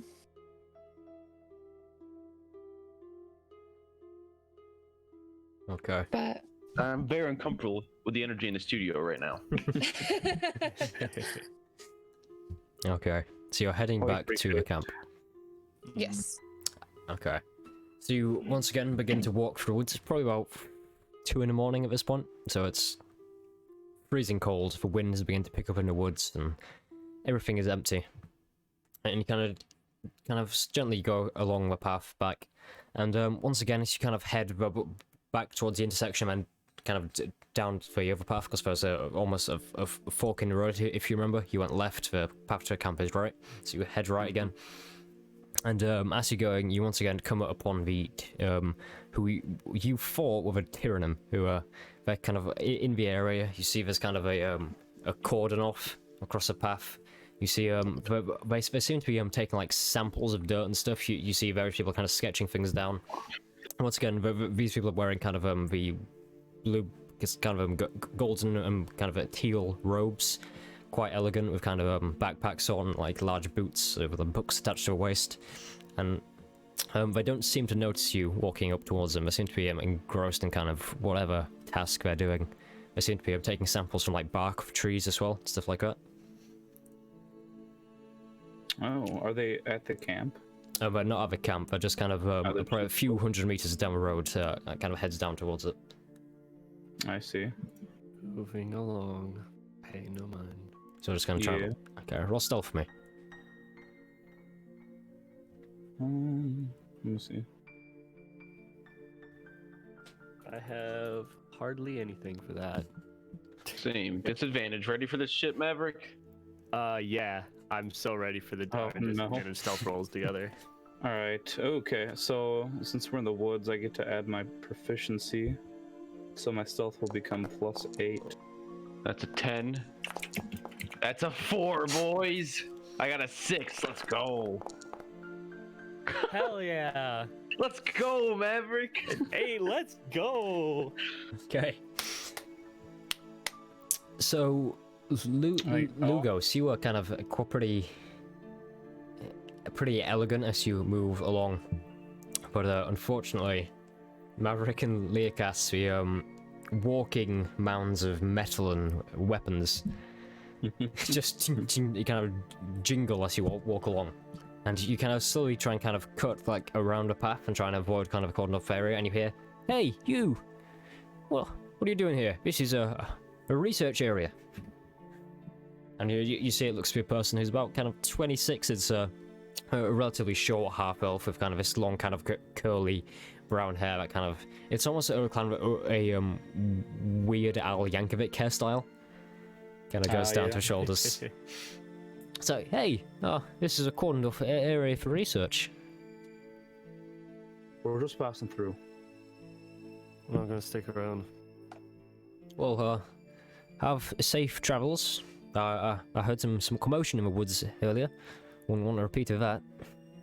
Oh, Yes, be safe to you as well. Alright, enjoy your night. Have a good night. You as well. And as you turn around, he begins to like hum under his breath, kind of this song. and you all head off into the night. As they're walking away, Leocos unwillingly says to the guy, Talana bless you. I think I said it right. You see as he kind of turns and gives you a really puzzled look, and he's like, Melora, bless you. And you head down the road. So you're heading back to the camp. Yeah. So you head to, once again, Balian's old lair. Hell yeah, gamer. So yeah, once again, let me put a roof in there. You head up kind of a path to the natural spring, which now has gone to like it's black, so it's kind of a dark blue, almost blacky waters. You kind of head past and once again kind of climb the cliff, which after you've already been exhausted is grueling hard work. Kind of climbing up this cliff, heading along the side, and you come to this secluded lair. The fire still going, and as you kind of enter kind of the crevasse, the rain has picked up once again. Seems to kind of stop momentarily as you have some kind of natural shelter.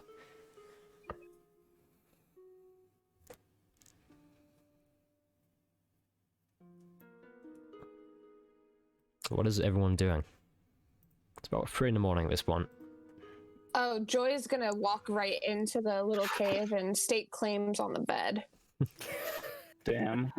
So everybody, time to cuddle in the bed. Since I have to head out for my niece's birthday party, Ruth is just going to lean against a wall and pass out where she stands. Happy birthday, Ruth's niece. Yay! Happy birthday, Ruth's niece. All right, bye guys. Bye. Bye. Happy birthday, bye. Have fun. There you go. She already left, idiot. Whatever. I'm gonna strike you down. Oh no. Thunderous smite. Do it. Absolutely brutal. One of I these dare days, Leocos, one of these days, boom, pow, straight to the moon. Boom, pow, I cast shield. I have a 25 AC, now you can't hit me. Boom, pow. I don't know what to do. Fireball. Anyways, Fireball. I'm gonna take the next best place to sleep. I'm gonna run and she's on the dive bed. straight into the hay bales. Oh, the one that Maverick was about to sit on. Okay, you just dive into your saber. I would say they are relatively wet from the rain, but they're somewhat warm from a fire, so it's kind of a trade-off almost. What's everyone else doing? I'll put a sleep and roll out right next to I forget I'm an elf, so I only need a short rest. Per se. So you're taking the first watch then? I can take like the first and second, since you guys need what, like 8 hours for long to see everything back? Mm-hmm. So I guess I can do the first 2 watches. Nice. And then I'll just I'll just sleep for the next 4 hours. That's all you need. Yeah. Alright. So are you not doing a long rest? Me? Yeah. I'm an elf. Our long rest is 4 hours for us. Oh. Okay. Trance. Yeah, trance. Meditation. All right. I got incense and everything around me. Got a yoga mat rolled out. Yeah, so you only A need like... foggy roll, a yoga mat. Yeah. Right, so first and second watch is Leocas. Make 2 perception checks for me. Understandable, sir. I don't want to, so no. Okay. That is an automatic 1 for each of them. Nat 20 on one and then an 8 on the other. Yeah, it's a relatively calm night. Nothing much seems to happen. The fire dwindles once or twice, but you keep it going with some logs, and eventually after what time would it be? It'd be about probably about 7 in the morning. By the time your 2 watches in a row have finished, the sun is slowly beginning to come up and cast light into this area. I get to choose. I want to wake up, don't I? You do. How many? There's 4. All right, I'm gonna go from Lugos to Maverick to okay.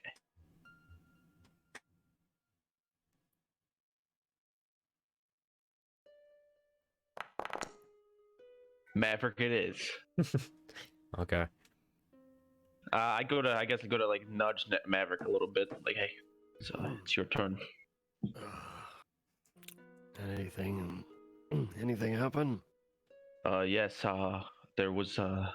Don't tell anybody, but you're not gonna believe what I saw in the woods. Probably not. But what's up?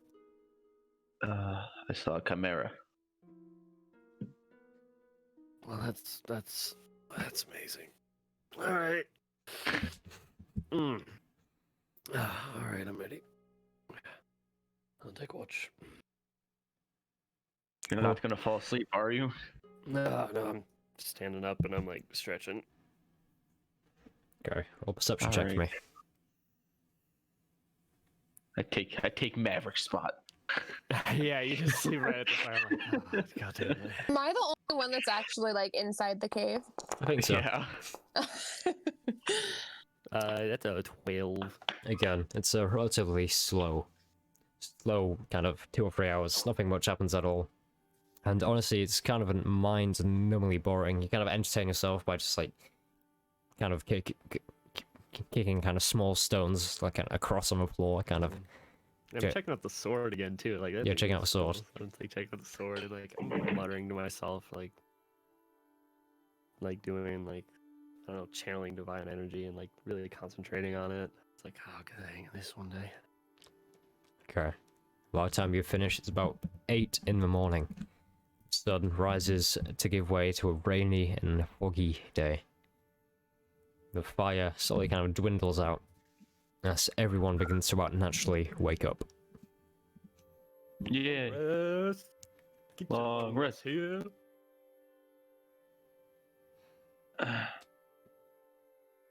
How do I reset my spells? Should do On your automatically. character sheet. Oh, okay. If you go to your sheet on Foundry, it There's should an just do it L for rest you if you do L rest. It's under hit dice.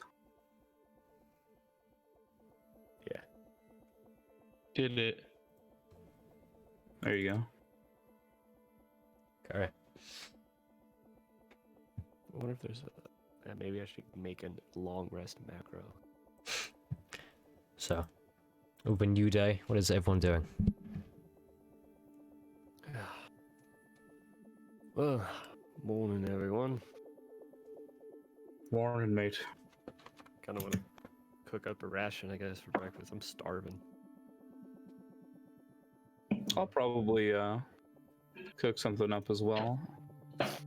Make some talk with Maverick during this. So, you're not a human. Well, by the looks of it, none of us are.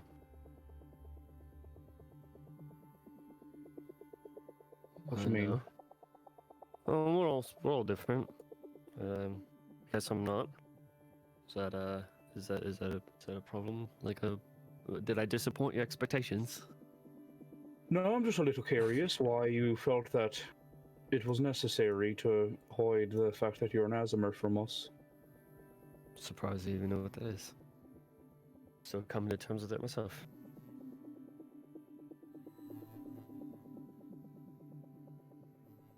Well, Someone hunting you or something? not really hunting, but I am looked for, I suppose.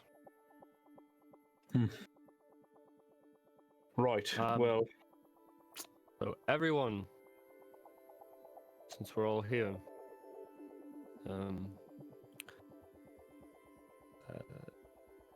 the name's Maverick. It is a pleasure to meet you. wait, your name's not even Mikhail?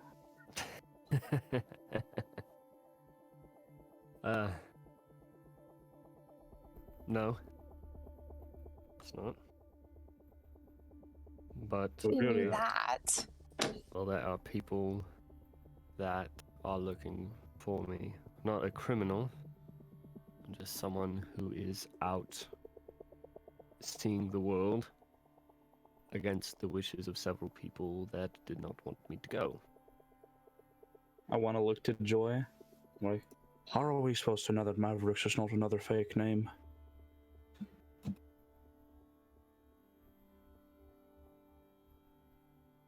So, I'm not sure. You ran away from someone who doesn't want you to see the world? Is that it? Well, let's say, let's just say I'm running away from a goddess, if that makes sense. What No. did you do that you need to run away from a goddess? No, this only confuses me more. I was expecting maybe you ran away from your parents. It's the whole being an Azimuth thing, Lugos. I have life choices that we all have life choices that we make, the turns of ages and important decisions of how we're becoming the men and women that we are. And let's say those decisions were made for me. And let's say, for example, I wasn't a huge fan of those decisions being made before me. Some decisions on my behalf were made before I was even born. I'm kind of taking control of the situation the best I can. And that's pretty much it. I poke at the fire and I eat. Like, jab at the fire, like causing some cinders to... Well, I'm not going to pry anymore. I'm sure you revealed more than you wanted to.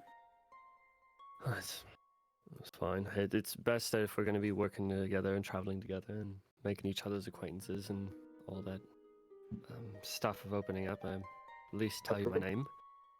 That reminds me. How are we going to bring this up to the Cabal? Well, this is a huge lead, right? I mean, with the whole Tyrannim and seeing as the deputy town master was a fucking werewolf, surely they'd like to know that, right? Yeah. There has to be some way that'll make them easier to contact us. But going back into Orzres is pretty much a risky move at this point. I'm not sure if they have any other, like, divisions, I guess? Do they have any other places to meet up outside of Orzres? What do you think it'd be risky? Well, we got the blood of the deputy townmaster all over us, so we're cleaning off right now. Oh, right. Do you think there are more werewolves that'll come looking for him? Who knows who else could be a werewolf in Orzres? All of them. All of the town master himself could be a fucking werewolf. The captain of the guard. Heck, maybe even fucking Scott. No, not the futon. I just say, like, half sarcastically. There's got to be some more things of use in here, and I'm just going to continue going through rummaging through the things in here. Continue to just rummage through things? What kind of thing are you looking for? I need... Well, map of surrounding areas would be great. Maybe even equipment of just taking before we need to actually split. You find a few coins for your 5 or 6 silver pieces. You see a few of his kind of journals appear as well. Nothing too interesting. You see he's left most of his stuff. The only thing that would really be of use to you, make an investigation check. Alright. Investigation.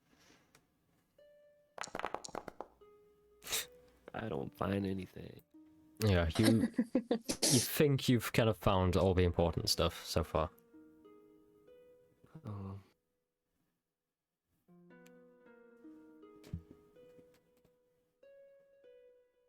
This place ends up being dry.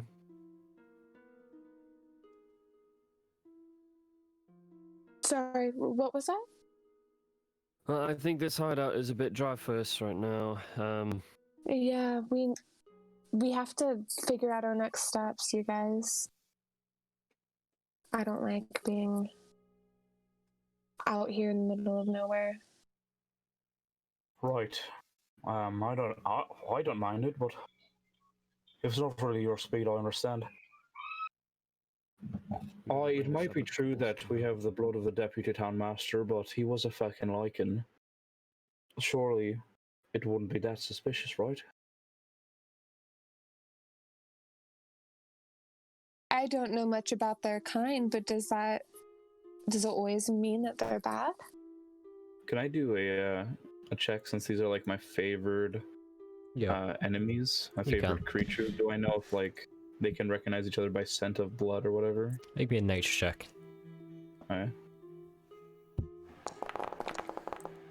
13. So you're seeing if they can recognize each other. Yeah. In the same way, kind of dogs can like smell each other's Yeah. if they can kind of recognize each other's scent, then Is that how it is? that's what you think. So yeah. Alright. I don't have a lot of experience with them, but I'm pretty sure they're similar to dogs. And they can recognize each other by scent. So we might want to maybe wash our clothes and cover our trail, maybe. You think the rain will help us at all with this? Absolutely.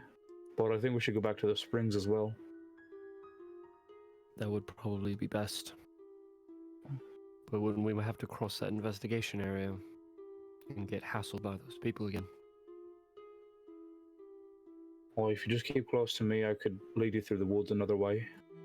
Won't have to run into them. The woods are Are you guys practically my home. We can't curious? get lost here. Aren't you guys at all curious what exactly they're looking for?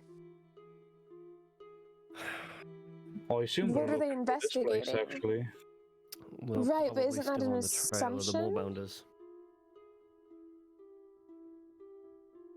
Boy, they were looking at the bark samples of the trees and the ground and the path. I think that they were looking into moorbounders and where they were being kept. But Balian's gone by now, so surely they wouldn't find anything, right? Well, maybe any information that they have, even if it's minuscule, would be beneficial to us, even if we're already one step ahead of them. Why? Maybe we should tell them. Wait a minute. No, I wouldn't want the investigators to get on Balian's tail. I think we should get involved at least to throw them off the scent. What do you think? What, like give them a false lead or something? Possibly. It might work, sure. We could help out Balian that way. So are we going to find the investigators on purpose then? Or do we want to avoid Accidentally them? on purpose. Run into them again as friendly banter, friendly chatter. Maybe see what kind of leads they have. We're law-abiding citizens that want to help. We want to see how close to Balian that they are. Maybe throw them off if they're a bit too close. But we're just going to the springs. We're just passerbys looking for a good outing. Why, but we came across them last night and they told us not to be around here. Wouldn't that be strange if we never left, even though we told them that we were going to leave, right? Well, we didn't tell them where we were going to leave. We're out just camping in the woods. Yeah, sure. Alright, I mean, it's worth a try, why not? I mean, what else do we We'll also wash do? this off in the springs regardless. Maybe we'll hit them on the round back. We don't want to be seen covered in scent when we talk to them. Why? Best we stealth to the springs first and get clean. Alright, I can lead us there. Alright. So where are you going? We're going to the hot springs that we swam in. Okay, the springs are easy enough to get to. It's just straight down a cliff just in front of it. So you don't actually need to stealth anywhere. Nice. Okay, so Certainly going to take off all of Lugos's clothes. okay, so you all wash in the spring, I assume, and then you are ready to go. Mm-hmm. Okay, where are you heading next? Probably see if those investigators are on anything. If not, we should probably try to contact the Cabal if those guys are useless.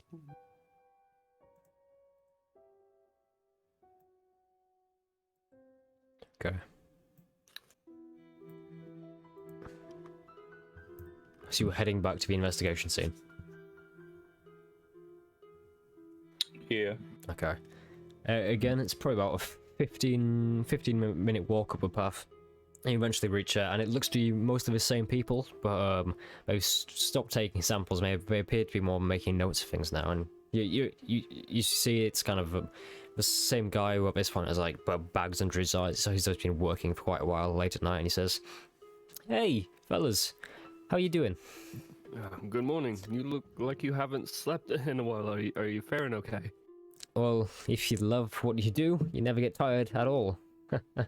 Well, fun that you meant it. So I know you're busy at work, but we've just been. I mean, we're just worried. I mean, you obviously look near sickly in this rain. Is there anything that we can do to help? What is it that you guys are trying to track down here? Well, we've been sent out to do a little investigation. We heard there was something a bit weird going on a few weeks ago in the forest, so we've been sent out by the head cleric in the sanctum in the town. So we're out here doing some research and writing some books. Find anything useful so far? Anything interesting? No, just a few. Well, you see, I'm technically not allowed to tell you this, but we found a few bones in about a mile east of here. Oh, well, that's mighty interesting. Have those been identified as are they human bones? That'd be They weird. look pretty recent human bones. Oh my goodness. Is that going to be any kind of lead for this investigation? You think that the skeleton's now roaming about? I kind of give like a half chuckle. No, we think it might have just been possibly a side effect of the transforming forest. Nothing to be too concerned about. We'll have to assemble all the facts before we make a judgment in a scientific way. What's that about a transforming forest? That's why we're here. We were told by says someone in town there were some weird things going on. So we've been sent out here as a research team to try and get some information. This forest specific. This forest specific. Yeah. What? This forest specifically is transforming. Well, this and the kind of surrounding area, we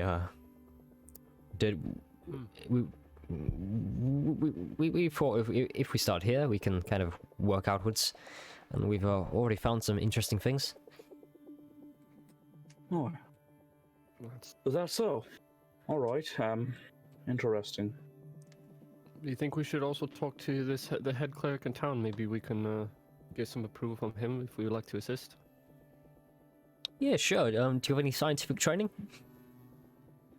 Not in scientific, but our buddy who's really good at tracking. We were just spending the night out camping. Oh, where's your degree in camping from? Degree. I just don't. Can I even tell if he's being serious? I don't like. I can't even read this guy even. Regardless. I'm a certified ranger in camping. Well, I've got a degree in archaeology from the Westmore Academy. A double master's with a minor in carbon dating. Right. That's some profound certification.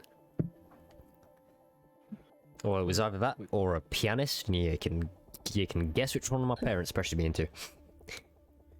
Well, that's definitely impressive, though. Yeah. Just a bit boring.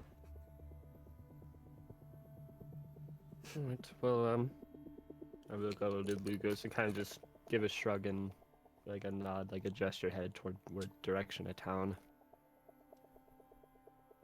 Well, Right, sure. We best be on our way. Oh, wait. Before you go, I've just got a little question.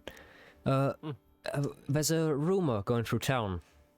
They've seemed to have lost Conall Baird. His door was open, and it was really weird. He left a note, and it said he was going on a long trip somewhere into the woods, and beyond. You didn't happen to see him last night at all on his expedition out? Absolutely Sure. not. Surely an important guy like that must have some sort of cabin or resort, huh? Yeah, off of our money. Right. Well, maybe during your investigation you might give a peek of him if you ever see him. We'll be in town. We'll keep an eye out for him there. All right. Thank you very much. Have a wonderful day. I just nod and give a polite little half wave and turn. I'm just waiting to keep going through the forest. Okay. So you continuing on? Yeah. Okay. So, but before long, I assume you're heading all the way back to town. I guess we gotta contact the Cabal somehow.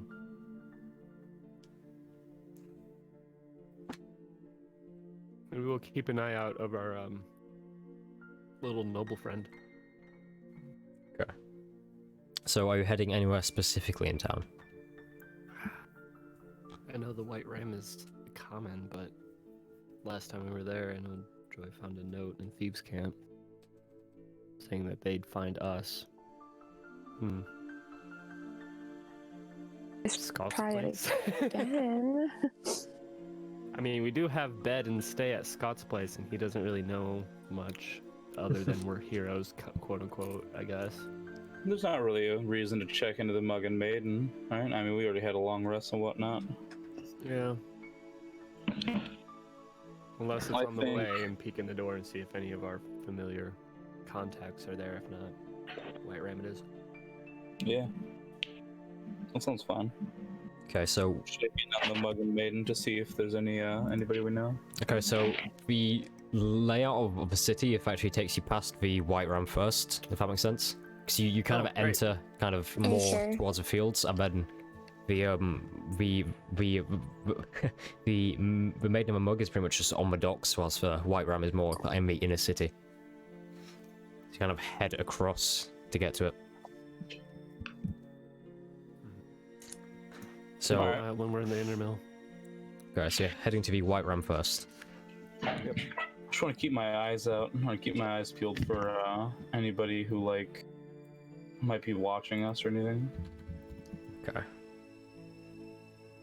I'll keep my eye out for any thieves can't, like I read earlier.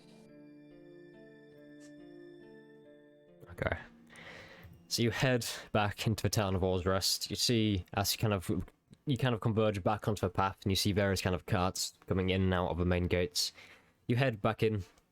There's a few guards kind of on the main gate as you enter, but nothing too much. You see all over the city, shops are setting up for morning trade. There's people milling about. As the city square has kind of become pretty active. The air smells of the kind of morning kind of frost and fresh bread that kind of comes from every chimney. It was quite obvious last night was freezing cold. There's still kind of remnants of frost on the window. You can hear in the distance ships, the bells from the ships are already kind of chimed as they head off to sea for a nice day of fishing. And you head through the streets, the nice cobbled streets, heading off towards the outer mill and the White Ram. And with that, we will take a short break, I think. All right, nice, Oh, nice. oh, nice.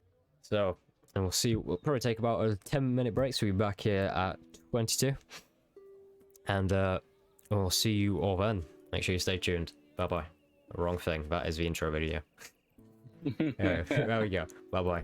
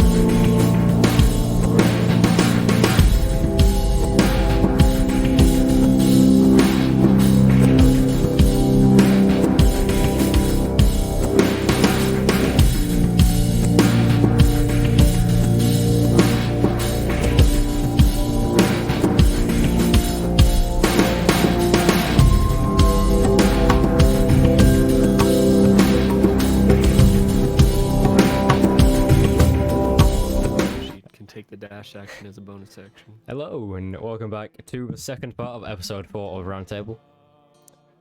And hopefully we didn't lose too many viewers, because in the time we were gone, we were having a lovely discussion about English food, and apparently how terrible blood pudding is. Right. But that is to be pushed aside for a debate to be fiercely defended by me and continued another day, but for now, all's rest. So, where we left off, you had just gone back in town of Or's Rest, morning trade had commenced, and you headed towards the town, not the town of a White Ram General Store, yeah, let's just go with it. Headed towards the White Ram General Store, where the Cabal have so often liaisoned.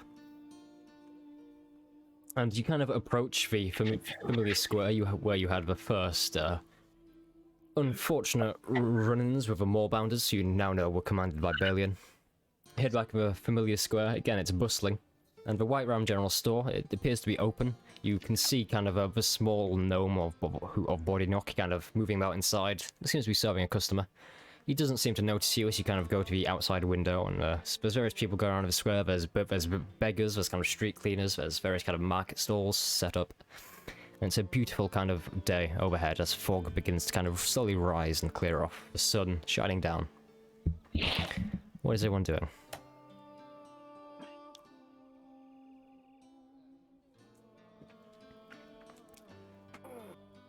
I want to look at the rest of the group. Should maybe just one of us go through there? I'm not sure if we should all be seen going together, right? Probably not. Yeah, probably not. Joy, you can read their code words, so why don't you hop on and see if they're home? Aye. I think you might be the best. So she will head on inside. Are you kind of searching around for any kind of hidden thieves' cant, or are you just heading straight in? I will look to see if there's any hidden words. Or on the sign, as before, you see on the open sign, kind of written very discreetly, "Did you leave the city? We couldn't find you." Wait, what did it say? It said, "Did you leave the town? We couldn't find you." Shit. I wonder if you can write them a message back. You can do. Oh. So I will turn around and relay that to the group. So they're trying to find us, but Should we just yeah, we weren't head- kind of in town apparently when they were. Oh. Are they? We should probably maybe head inside. Are they still waiting for us? I think here I'll write a response, and I think we should honestly just wait for them to find us. We don't want to draw too much attention to ourselves again. Well, the sign says open, right? Yeah, the sign says open, and you can see Okay. the door just goes ding ding ding and opens, and quite an elderly lady walks out and she says, "Hello," kind of hobbles along down the path, leaving the store empty. Good morning, madam, and I'll just head on inside. Okay. Everyone Door's else open. heading in? Yeah, sure. Yeah, Yeah. sure. Okay. So you head inside to the familiar, incredibly cramped store, kind of these huge, like, towering shelves to either side where you feel like it could kind of topple at any moment. And you see the familiar desk, and on it, the familiar gnome with kind of this mad kind of gravity-defying hair that sticks out in every single direction. These kind of brown locks. And you see as he's kind of jumping around the desk, and his head kind of slowly turns in kind of I'd say it's like a Chucky the doll almost, where his head kind of turns around and stares directly at you, and a thin smile comes across his face, so it's suddenly replaced by an ecstatic grin as he kind of stands there with his hands on his hips, about eye level with you all. Well, alive? Hello. Well, I can see you're alive.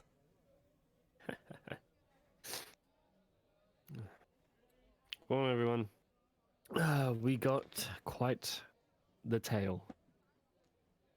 Is this a tale that you can tell here, or is it a tale that's better told inside?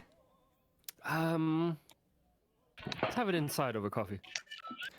Oh, come on, move your lardy legs. Come on, inside.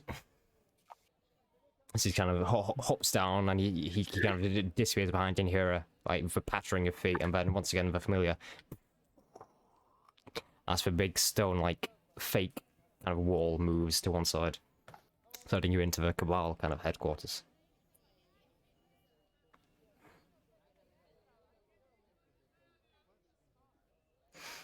Yeah, I definitely step on through. Okay.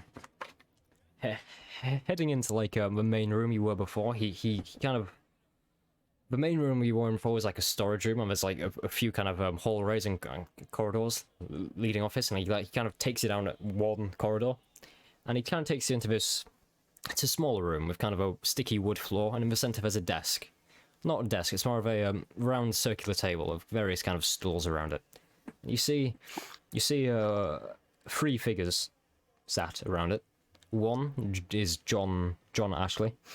The second is Brian, and the third is also a figure you recognise, who you hadn't suspected would be here, in the form of Arkan, the dwarven bartender who Lugos and Lekas know from the first nights of stay in the city.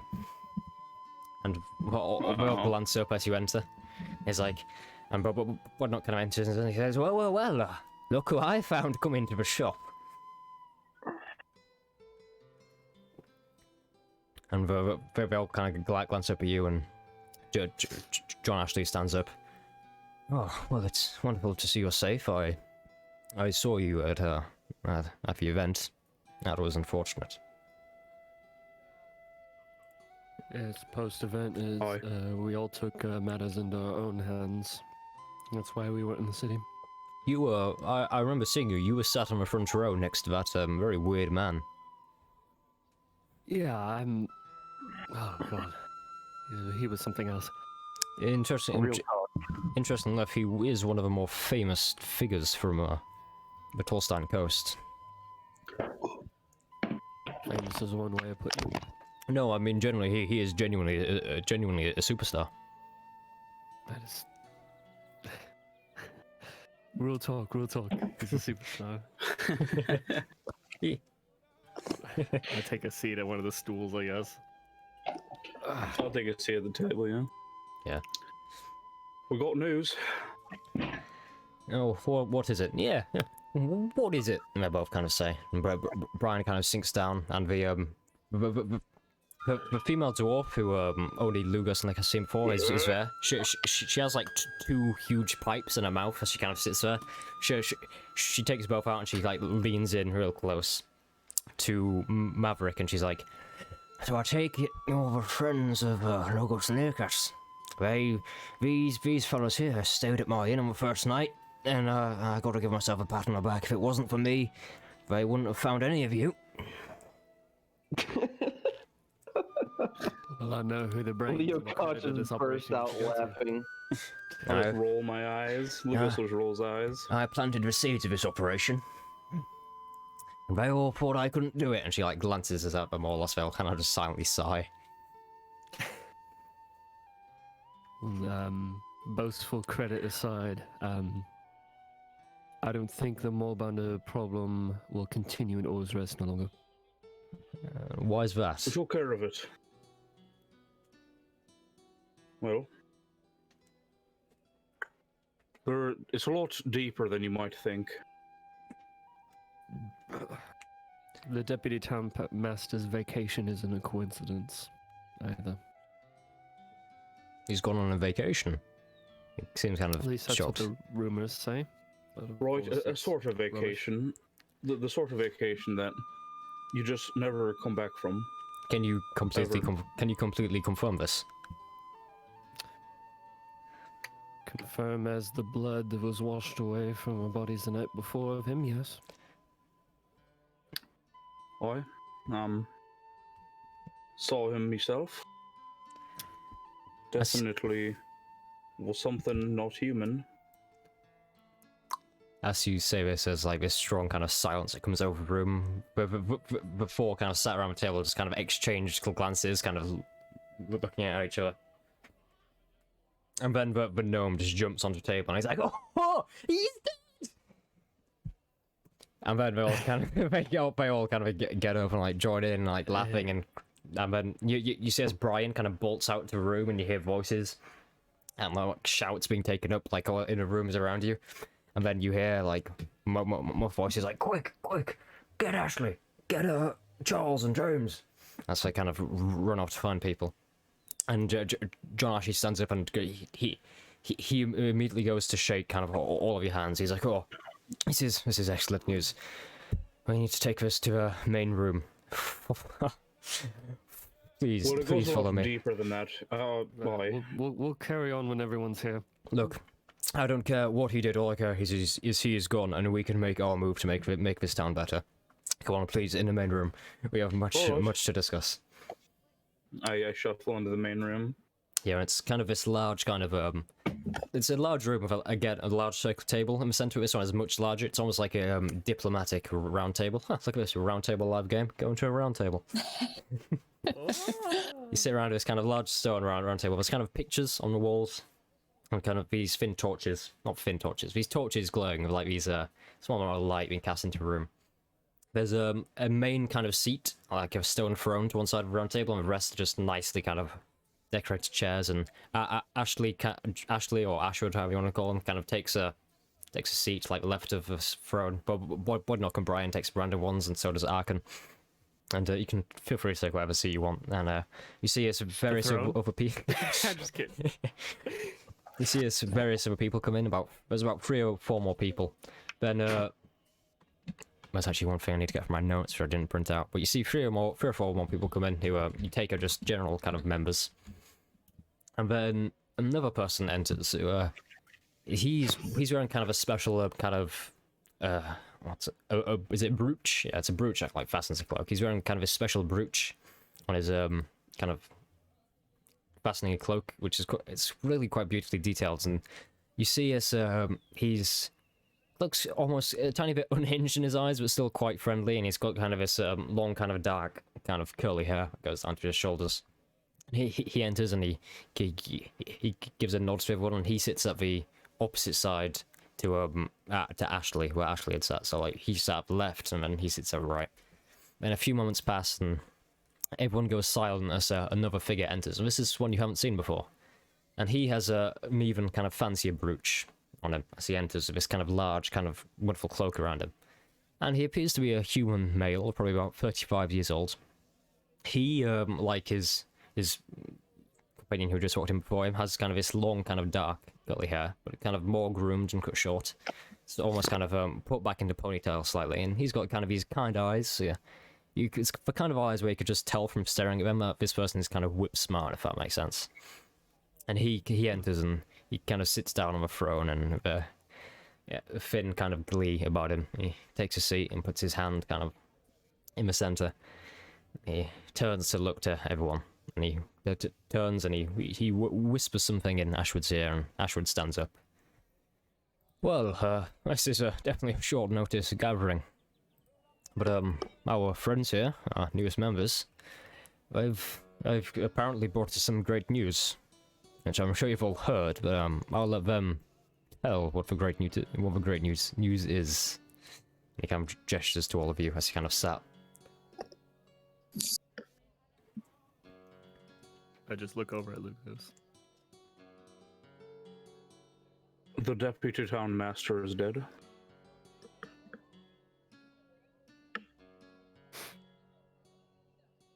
He was a lichen, a werewolf. Oh, aye, that's right. Sorry. Yeah, he was a werewolf as well. You see us after you. The Moorbound attacks were sent to track and find him. The innocents that had died in the process was an unfortunate circumstance as a result. A blood hunter Deputy by Town the Master name was captured. Yes. A blood hunter by the name of Balian the Black was behind the training and the maintaining of the Moorbounders. And we ran into them in the woods. He had the deputy town master He had a blade to his throat. We fought him as a werewolf, and we slew him. Balian the Black was part of the White Hide Covenant. The former covenant of whatever remains of it. And we parted ways afterwards. All that's left is a blade of his that I have now, but he assured that the Moorbounders would be better taken care of and that no more senseless attacks and invasion of these beasts upon Nor's rest will be taking place. His body now charred and rotten, the Deputy Town Masters. Indistinguishable and unrecognizable. Aye. Or try it. Make sure. Yeah, you kind of see as very few people begin to kind of whisper, and as everyone kind of looks a bit hesitant to talk. Then all of a sudden there's just kind of this outcry of rage, people kind of trying to speak up over kind of each other. And then the way kind of this all stops is the person with I'll differentiate with kind of the less fancy brooch and kind of the kind of slightly unhinged look stands up and kind of slams a fist on the table. It says, "The people have a right to know Town Master was a werewolf. Don't care what any of you say. I don't care if it's going to start a civil war, but they should know. It's our duty to them." Who knows who else might be a fucking werewolf as well? What if the Town Master himself is a werewolf? And we'll kill them too. Everyone. And there's a cheer from like a few of the members, as just said, but there's obviously kind of a discontent among people, like thinking a more peaceful option should be sought out. Oh, that's definitely not the solution that we should pursue at this moment. It's too hot. The people can know eventually, but think about what could happen if that information gets out. Oh. He kind of just stares at you for a second with kind of a kind of anger in his eyes, like something at just points, and he once again kind of stands up and he's slamming his fists like on the desk like a dictator almost, just kind of repeatedly kind of hammering his points home, and he just kind of fires back like, "If this information gets out, it'll be good. It'll mean we've got no more lichens in politics. It mean our town is safer, our town is better, and will give us a chance to get into government and remove the corrupt tyranny. This is the chance we've been waiting for. Don't squander it by waiting any longer." Uproar, sir. If this causes a larger uproar, sir, and there's more lichens within the politics of this place, you will not have a city left to run if you do take power. Boy, Huge mess. What's 5 commoners to 1 lichen? Nothing. Food. You saw those Moorbounders. Moorbounders are nothing compared to fucking lichens. Can you think about it for once, aye? Little fucking crazy. All's rest can stand together to defeat what threat comes against it. I'm not worried. No, it couldn't. You haven't been here for long. We're special people. Aye, special, sure. Strong enough to withstand a lichen army? I don't think so. You see as the other person with long dark hair kind of stands up, and as he does so, everyone seems to go silent. He kind of stands up, and he's quite kind of softly spoken.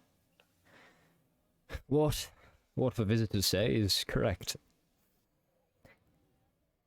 If the public are to know what all of us in this room know, there will be outcry. Anyone who is one of these beasts will self-destruct and kill countless others.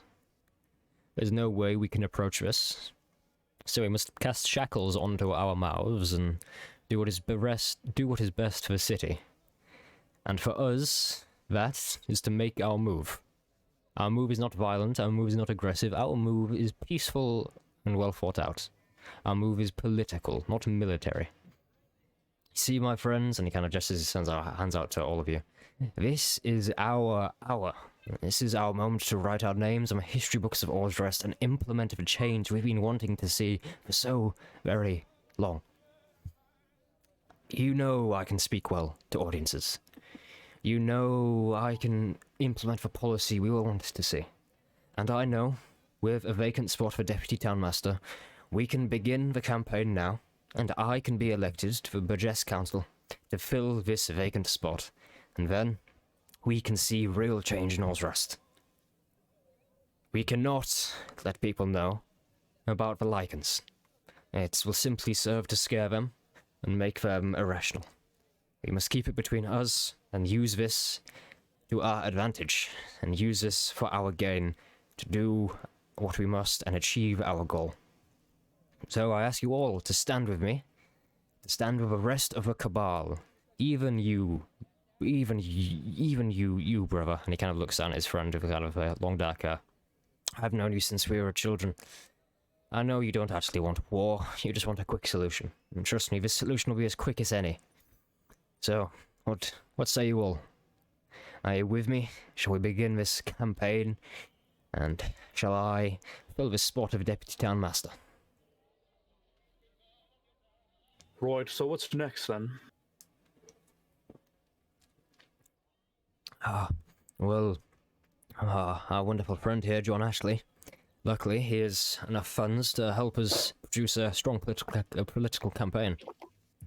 I'll do some speeches, do some meet and greets and some runs, and I'm convinced by the time the next elections come around, I'll be able to assume a position of office, disband the corruption within the Tyrannum, and make Ozrest stronger and better than it has ever been. Ozrest is stagnant, not 100 meters from the finish line, and I want to take it over the finish line to be as great as I know it can be. We should probably usher that the former deputy town master had just been abandoning his post, and if his body is found, then so be it. But words of him being slain should be kept hushed. Exactly. You, my friend, get it. He simply went on a long holiday and abandoned his post. They want someone with vindication and confidence, not the kind who would abandon their post. Someone of experience in speaking, and we can do it, my friends. We can fill this position for them. Oh, word spreading around of the Deputy Town Master being a Lycan. That could cause big problems for the Cabal as well. Don't want to link that back to, us. It would shut down the whole operation, eventually. Bodyknock, you hear this? I'm sure you can do something in your store, can't you? Make sure anyone who comes in knows these rumors are false, and he simply went away on a long vacation. Yes? He's like, yep, I can do it, sir. Oh, wonderful. That should be that problem sorted. I'll turn to John Ashley. He's the one that originally hired us on, right? Yeah. Well, you happen to be in luck. Your agenda happens to match up perfectly with mine for the time being, so I'll continue to help out any way I can. I'm getting the answers I want, and you're getting the answers you want, so I'm on board. Well, that's wonderful to hear, and I also heard, obviously you killed a werewolf. All of you helped in that, and yeah, as he says that, I want to slap the werewolf meat on the table. Yeah, it's just this kind of, and for the, oh god, yeah, it's just like this wet foot, just the werewolf meat just slams on the table. It's a good few kilos of meat just straight on the table. Oh, yeah, I've read children's books to my children, obviously, bedtime stories, and I know they're ferocious beasts, so as well as obviously allowing us to gain political power, thank you for keeping us all safe. And obviously, I'm in a well-off standing, so I'm going to do what I can to see you rewarded well. And you see, want some of this meat? I prefer Wagyu. I'm so sorry. Oh. And he kind of reaches into a pouch, and you see as he rummages about, and he brings out 5 pouches, and he throws a pouch to each of you. I trust this will be sufficient payment. Alright. What is it? Gold. How much gold? It looks like you got 100 gold pieces each. Fuck yeah! Yeah! At all. Alright. I look at Lugos, I'm like, Lugos, you know what we have to do with this, right? Oi! We're gonna get fucking drunk. Lugos, you fucking idiot. Oh, I'm just we're gonna buy the book, yes. You fucking drunkie. Shut up. Shoot it. Oh, I think this is worth all the trouble for sure. I wasn't even expecting a payment, to be truthful. Leo costing his head. I wouldn't mind a little more.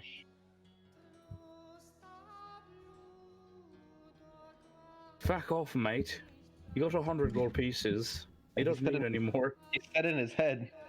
Ah, never mind. I thought you said it out loud.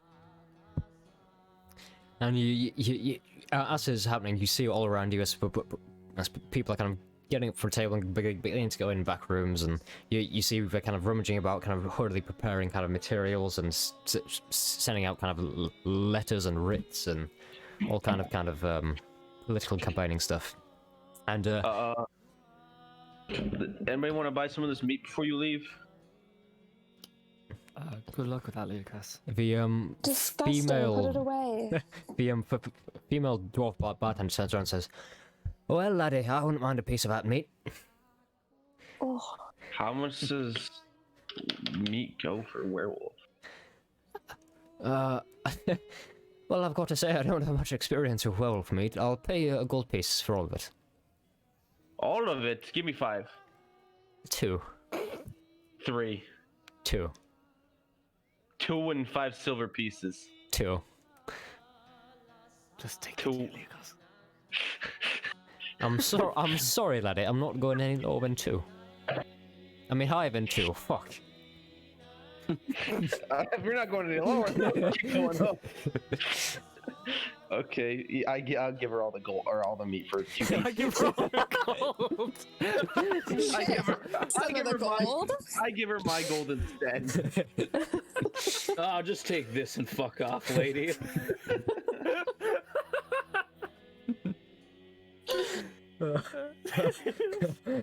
Fuck off. Fuck off, you twat. So, 2 gold pieces? No. That's a fair price to me. And again, thank you for all the If I help. hear wolf meat's worth more than 2 gold pieces, you bet I'm coming back. What are you gonna do? Burn your bar down. What? stop Ollie. being so rude. We just met these people. I think I'll pass on the meat, I think. He kind of just slowly backs out of the room. I stare at her the whole time she backs out of the room. Lucas, I just like slap Lucas on the shoulder. The only person... Whoa. As you slap Leo Cost, he's like, "Oh wait, I thought you were just buying my meat. What happened? You damn scared off, mate. What'd I do? You were being too Threatened rude. to burn her bartenders. I don't remember this. You gotta be What? shitting me. Well, that's concerning. What, did you like black out or something? For a minute, I thought we were just talking about exchanging 2 gold pieces. Oh, you were? Then you fucking threatened her. I don't remember that. What? Anyway, I guess I'll sell my meat somewhere else. I'll turn to Maverick and Joe. Like, what? I don't, Like giving them like a confused, like, what the fuck? I don't know. He's freaking lost. Very strange. I don't know. He's kind of yammering to himself the night before too. Right. At this Sure, point, it's just a spur of the moment. the only person still in the room is James Buckingham, who was the one who was speaking earlier with like the I thought large. you were gonna say birch. J. Jonah Jameson. Yeah, he's just like, I own purchase of a Spider-Man in the background. No, James Buckingham, still in the room. He's just kind of there, and he stands up and goes to. It's just you and Ashwood, and obviously James Buckingham still in the room. And he stands up and he says, "I want to thank you all deeply for all the work you've done for us. I haven't had the chance to introduce myself. I'm James Buckingham.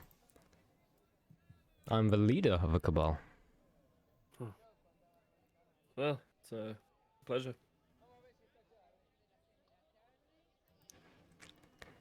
Not a very talkative bunch, are you? Sorry, I was actually putting something in my thinking- mouth. I'm Leo Cost. How are you? Joy, it's nice to meet you. Wonderful to meet you too. My name is Lugos. It's a pleasure to finally see who's behind the entire group. Well, it was a mix of me, my brother, and the spice mage who founded the Cabal. It's mainly me. Oh, Yeah. Spider mage. your brother, the Spice mage, scary he's one. Joe and I encountered him. He is quite the eccentric individual. Very odd. Yes, my brother is somewhat more unhinged than me. Whilst I was learning rhetoric and public speaking in a college, he was running with bandits and trading with weapons, so you could say he's the muscle of the operation. The Mad Buck, as some call him. I like to think it's a play on the name of the word Buckingham, but I don't really see the humour. Oh, teacher. So, what should be our place in all of this? I know O's Rest is probably not the only place you want some sort of influence in, right? Oh, what's next for us?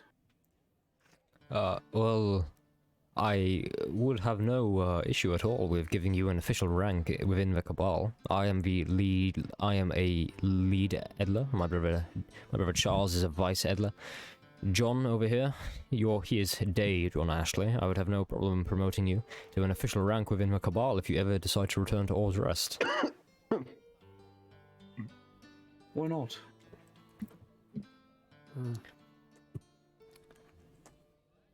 And I will say there is no membership fee. Just putting it out there. Right. It's quite hospitable. So, what do you know about Balian the Black at all? Do you know anything about him? I know a bit about Bloodhunters from books. I read quite my fair share, but I don't know anything about him specifically. Alright. Well, it was a pleasure to work with you on this little mission here. And the feeling is mutual. My friends, you are all gems to this town. You should be very, very proud of yourself. Alright, I better be off. I've got some letters to write, people to talk to, and hands to shake. Have a wonderful day. And he kind of slowly kind of waltzes out of the room with quite an elegant walk. You as well, mate. Wear silver jewelry. Oh, I'll try. Praise be.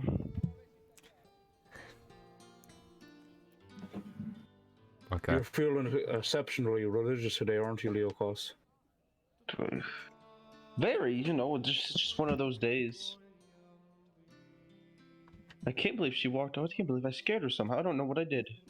Right, But anyway, what's our next praising move? people, you're threatening people. Very interesting. I'm not really sure. I feel like we've hit a fucking dead end now. I mean, we're part of the Cabal, right? We are. I will say, John Ashley slash Ashwood, however you want to address him, is still in the room next to you. He's just kind of sat, kind of listening to all of this. You got any quest for us? Unfortunately not, but I would say you are part of the Cabal now. You might not like the rank title you've been given, so it's your choice if you want to use it or not, but you are now a dissenter. So, you are dissenter maverick, dissenter... Unfortunately, our budget hasn't quite stretched to badges yet. I'll see what I can do.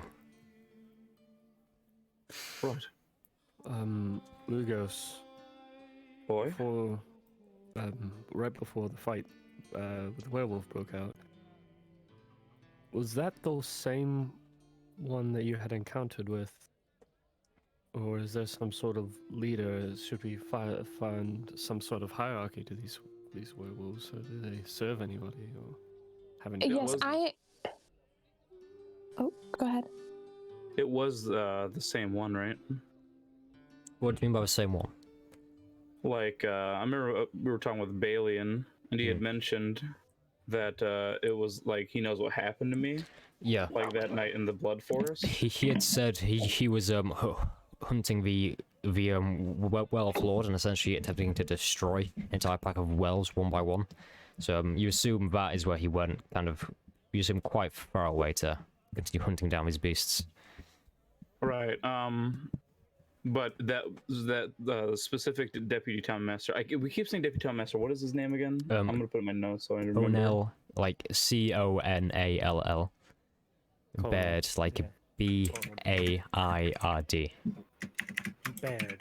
Baird. B-A-R-D. B-A-I-R-D. Yeah. B-A-I-R-D. There we go. Thank you. That's good.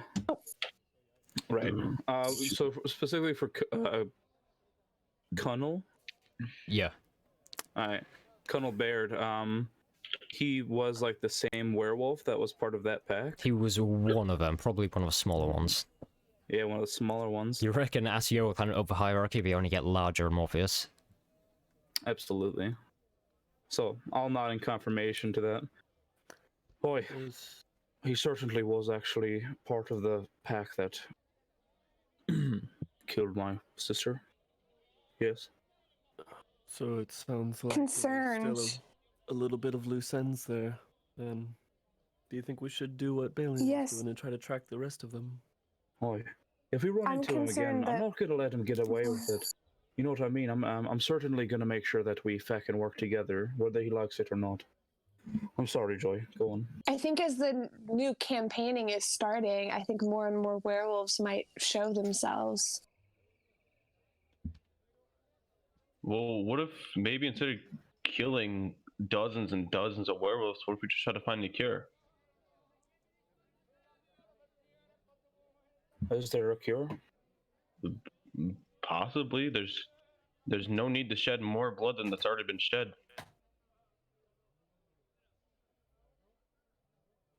But what if those who are infected don't want to be cured, And then and they appreciate the power that they have? their blood must be shed or force the cure upon them. Either way. Who's to say that if they get cured, they won't just go get it again on purpose? That's why when they're cured, they'll be in jail for a while. Is the implication of a werewolf lord meaning that if it was slain, does it trickle down like that? Would I know if it does? Um, Would I know if there's a cure as well, or if it's curable? make an intelligence check. Sure. For both of them, or just like just in general? Roll one for each. Okay. I'll say that one's the cure. Not really sure if there's a cure then. Actually, no, they're both about the same, so I'll just take them about the same. With the cure, from what you know, do you think only very high-level magic users can provide any sort of cure? Like, we're talking like the 15 to 20 spellcasters. And in relation to the Werewolf Lord being killed and trickling down, unfortunately it doesn't work like that. It's more of just like a wolf pack where... Well, no, in real life it's probably like more like a beach of walruses or like sea lions where the biggest one kind of becomes the head of a beach. So Werewolf Lord is literally just the biggest and baddest werewolf. And from what you assume, the higher, obviously in hierarchy you go, they get bigger and badder, and you kind of went for a very low hierarchy member, so you assume anything bigger than that and you're gonna be facing very real difficulties. Yeah. Boy, Conall was just a mere low-ranking wolf. The fucking werewolf lords are large, monstrous creatures who would never survive an attack like that. Not right now, at least. I think me and Leokos might have a lead here. We're gonna go pop off for a bit, and we're gonna find this book that might have some information on the subject. If you want to tag along to the bookstore, you can, or we can meet you back at the Mug and Maiden. It's quite a nice bookstore. I recommend you come. Maybe you could find some magic items or not magic items, magical books. It's pricey though for the old hag, but Well, the question is, would you really want to pursue this path with us?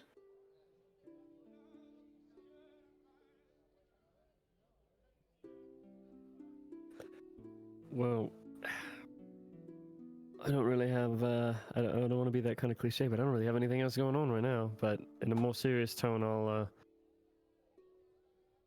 well, yeah, I want to help, so. I will shift his gaze over to Joy. Yeah, I wouldn't mind tagging along as well. Similar to Maverick, I don't have much else going on. Well, that's good to hear. Let's go. Let's be off then, shall we? Where are you heading to? John. I'm gonna go to the people in like the archive place. I think they said that they would have it for like a while.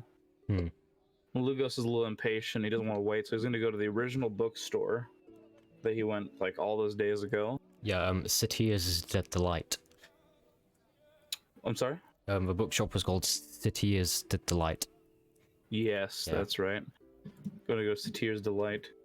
Okay. Yeah, it's obviously quite a quaint kind of bookstore, kind of tucked away, and unfortunately there was like a small smut section where you kind of pushed into a back room, kind of like a veil of beads that you kind of go through. And well, who else is anyone else accompanying him? Or? Yeah, I am. Okay. So yes, you kind of go in, and once again you see the relatively kind of the old man kind of at a desk reading a book, and you see he's got kind of this large kind of a dish, and in it there's plenty of kind of noodles with kind of this weird sauce over it, and as you see, yes, he's kind of twirling them on a fork, kind of slurping them up, kind of a noodle kind of flicking about his mouth and like getting dirt all over it. He says, you're back. I didn't think I'd see you again. It was a mighty pricey book you were looking at. Well, like I promised, I came up with the gold just for it. And I kept it. Yeah, you put your name down, so I've got a copy right here. And he kind of reaches back in the desk and brings out this book, and it's like, it's in a beautiful kind of parchment wrap, and it kind of crinkles as he kind of undoes it. Here we are, The Blood Forest by Asmodeus Jenkins. A wonderful play, if I may say so. One of the best of our time. I didn't really you didn't strike me as the kind of man to read a lot of plays. Oh, I get around. Oh, I just saw the show last night. Great. Oh, I heard about that. I am so sorry. Oh, it was a little crazy, absolutely, but excellent show nonetheless. As he just continues to slurp down these noodles. Awesome. Sure. Anyway, payment for book. 50 gold, right? I think what we agreed on was you could do 6 payments of 66 gold pieces or a 50 gold single payment. Well, I happen to have it all right here, so here's your 50 gold. Oh, thank you. Let me just count.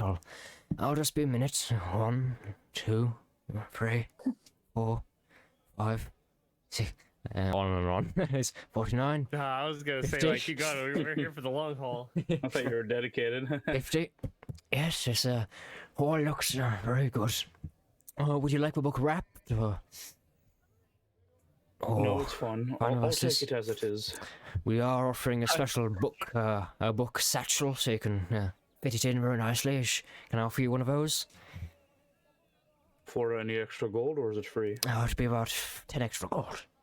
Oh, fine. So you'd want a book satchel? No, I don't want a book satchel. I got my own. Oh, I'll put it in. Oh, but my friend, all of the finest scientists and play connoisseurs use a book satchel. It means you can access your book on demand whenever you want. Well, It's I got just a book there satchel on waiting your for hip. me back at. I got a book satchel waiting for me back at my room. I'll slip it right in there. Okay. Well, if you're sure it is a good quality book satchel. And he continues to eat. Oh, 50. Okay. Well, no wrap, no book satchel. I think that is you done. Let me just remove it from the... and he kind of scratches it off from a list of books I have. Right. The guy slams it and hands it over. Enjoy the book. It is prime as Moody's Jenkins. Thank you, mate. Guys, what exactly is its contents?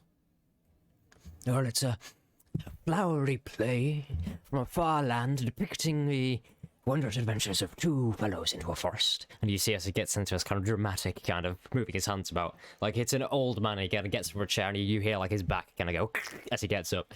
He's like, it's a wonderful tale filled with intrigue and mystery. And you see it's a wondrous thing which tests friendship and brotherhood as they depart in the forest and fall down crevasses and caves and go on an adventure, finally meeting a horrible, hairy beast. And in it there's satyrs and wolves and these tiger beasts that have the spirits of the dead, the spirit of evil. I won't give much away, but it is one of the most fantastic plays of our time, and if you get a chance to see it at a theatre, I highly recommend it with all of my remaining spirit. The whole time he's explaining it, Lugos is like looking a little uncomfortable. What a play. Lucas? Very strange. I didn't know you were a man of culture. Oh, I know it's weird, In but entertainment. He tips his fedora at you, Maverick. you ever hear those fables that might come true, or it could be a possibility that it's based in a reality, right? You're not suggesting that we follow the works of a play. Look, I was desperate for answers. Oh, Right? if This was before I met those fellows. Well, the man once again kind of gets up and he looks over and he says, "You said you're a connoisseur of plays, yes?" Aye, yes.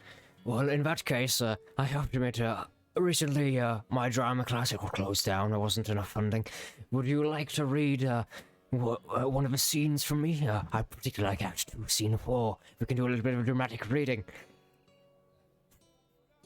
Right now. I look over at Lugos like I'm thriving for this. Act. I want to see Lugos act. Yeah, oh, yes, it's a wonderful right scene. One of my now. personal favorites. Come on, Lugos. It's Oh, rare, yeah, rare to find another connoisseur of plays, especially Asmodeus Jenkins plays. It's a little late. We gotta be going. We got a busy day ahead of us. Oh, okay. Oh, I'll find some don't worry, other. sir. Some Don't other. worry, sir. I'll get him to do it next time. Thank you. I'm Oh, sure. fine, all right. I'll do it. Sure. Hey, that's It's not that important. It can wait. Sure. Let's do a little reading. Scene 2, Act 4. You can play Titus, and I will play Titan. Asmodeus Jenkins was never very good with his names. It was a bit confusing, but I'll play Titan. You play Titus. Sure.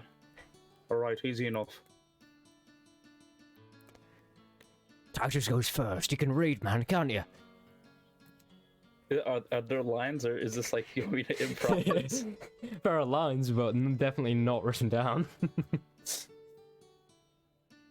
I didn't even know you were going to go to a bookstore.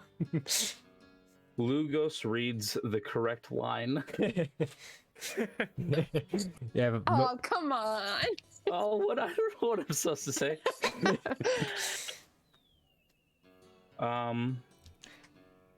Can I get like an overview of like what the scene is?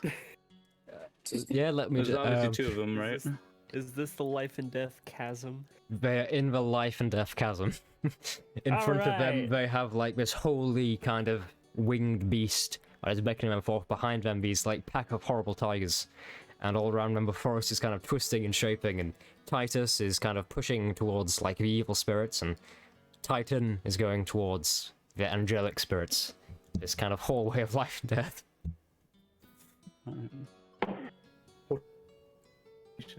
What kind of voice should I do? I'm asking Just the say, old man. "Oi, fucking cunt! I'm going towards the evil spirit." Boy, fucking cunt! I'm going towards the evil spirits. Well, you paraphrased that one a bit. He kind of looks shocked for a second. He's like, well, I better bring it back in the second half. And he kind of goes and he does a dramatic flourish. And he's like, hark, I see the spirits behind me and what thou have seen ahead. I do not feel I can go much longer, for I am poisoned in the soul and the mind. And he kind of falls backwards. Titus, do not stray forth, for I have little power left in my legs. I am yet a dreary traveller on this road, and I am a devout man of the Christian Church. Hark, I see a light above me, and I do not see a way out. Exeunt! And he kind of goes backwards, and the old man kind of collapses in his chair. Oh, I haven't done that in a while. Oh. Oh, okay. I got it. Nonsense, brother. Surely we can get there. Quickly now, up. I'm right behind you. I'll not leave you behind to die in this wretched forest. You see as the old man gets up and he mimes taking out like a sword and stabbing you multiple times. What? And you kind of look down a page and it turns out this is like the moment in the book where Titan turns on Titus and kills him. Brother. Oh heavens. But why? We were kith and kin all through our life. You would betray me in a moment like this. Thou art an egg, a rotten egg on the inside and the outside, and I will kill you to prevent your eggage spilling to those I love.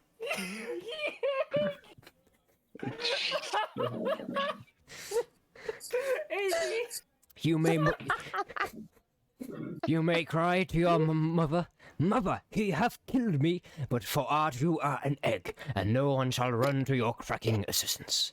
Exeunt! And he again flourishes backwards onto his chair.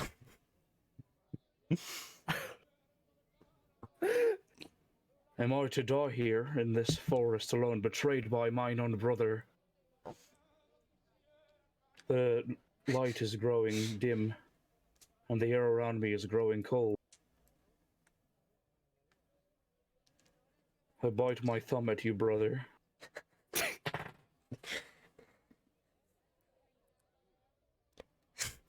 You see your betrayal runs deep.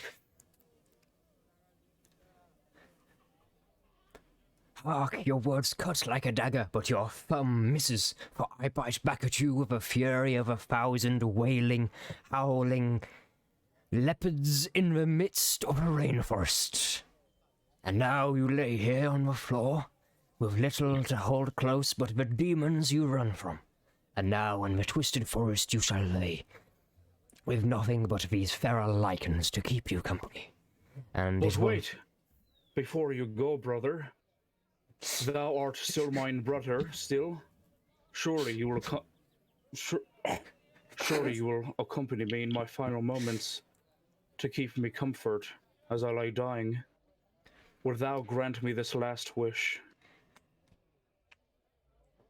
You have gone too far from the path of good, so I can no longer in good conscience stay by your side. You have gone to a path of darkness, and it is within I cannot follow. I shall bite my thumb once more and no longer, then I shall depart. And he bites his thumb dramatically and like flicks it at you. Oh, scene! Oh, that was wonderful. And he like does a very feeble kind of old man clap. He's like, oh, I've missed that from my drama class. It was shut down thanks to Tyrannym getting more budget. Oh. Oh, that was splendid. Beautiful. This is one of Lance's like secret like sexual things he's always wanted to do. Your drama classes really paid off. That was excellent acting on your part. Oh, thank you. I used to play the main role when that was one of the plays we did at a Wavebreaker Theatre. Fantastic. Anyway, I'm going to the loo now. Exeunt. You get the sense he's just like saying exeunt when he leaves. And he kind of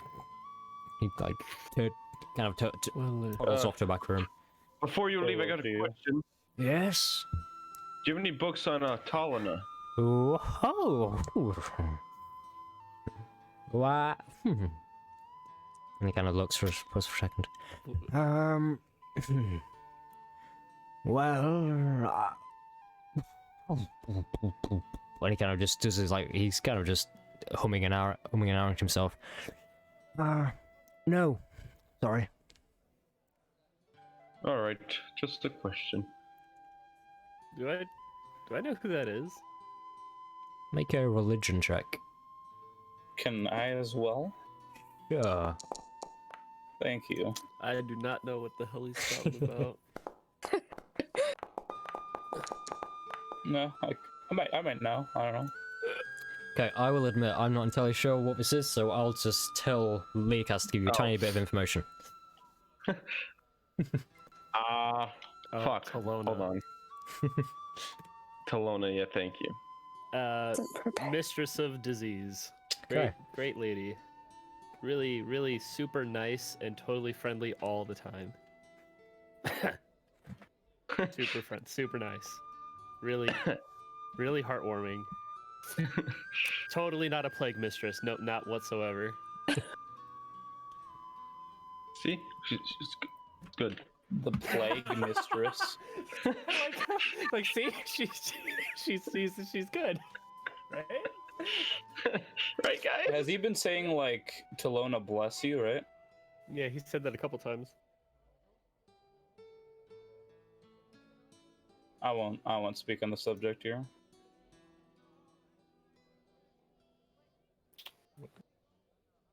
Do you know any places that might have books on her? I have to admit I'm not really well read on the subject. I don't really even recognize her name, so unfortunately I cannot help you there. Alright, thank you. Your acting was decent, I've seen better, but goodbye. Oh my god. And he kind of looks Why horribly so shocked. Why are you so ruthless? I bite my thumb at you, sir. I'm just joking, I like to play. I give him 5 gold. Oh, you are most kind. Excellent. Come on, Lugos. Excellent, or whatever that is.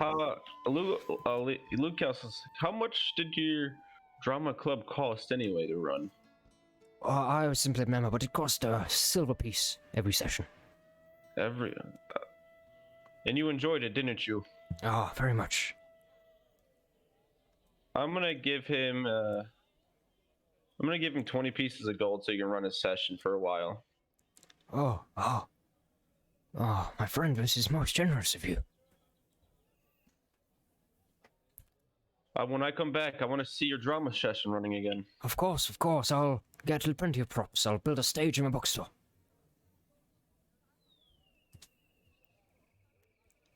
Feel free to come round and do some acting of yourself if you'd like. That's more Lugos's thing. Ah. Lucas has already walked out of the shop. Yeah, Maverick's already followed saying, Excellent. Excellent. Excellent. Come on, Lugos. Excellent. Excellent. Good day, sir. Good day. Excellent. Excellent. I bite my thumb at you. And Leo God just walks Being all out. dramatic, like, hey, bite my thumb at you. Excellent, man. Excellent. Right, back on the street after that very odd encounter. Yeah, definitely very weird. Yeah. My favorite encounter so far. That was harder than the werewolf for some reason. That was absolutely so difficult. Probably the weirdest thing I've ever had to do in the Improv, like improv Shakespeare. Improving. I think we both did just Fine. Yeah, talking about eggs and yeah. Okay, I'm so glad. you Where's started with everyone "Oi, you heading fucking cunt." now. I'm gonna go back to I'm probably go back to the Mug and Maiden. Like, what time is it right now? It's about 5 or 6 PM. PM. All right. Yeah, probably. I'll probably. You know what? I might want to upgrade my gear first if I can. That was a pricey ass book, though. That's the thing. He may have sucked out all my like buying power. Is there another bookstore? What kind of bookstore are you looking for? The one that like more books that more have to deal with like deities and gods and whatnot. You haven't seen one, and at this time, most of the shops are beginning to close. Okay. Can I get to a shop quick? Damn. Is there like a Fletcher or Not near this anything? bookstore. You reckon it'll be about half an hour walk to a part of town that will have this kind of thing. Will places be closed by then? Unfortunately, so. Damn. Is there a post office or somewhere I can send courier mail? Most taverns offer kind of a they'll post it for you service. Awesome. I'm gonna write a letter.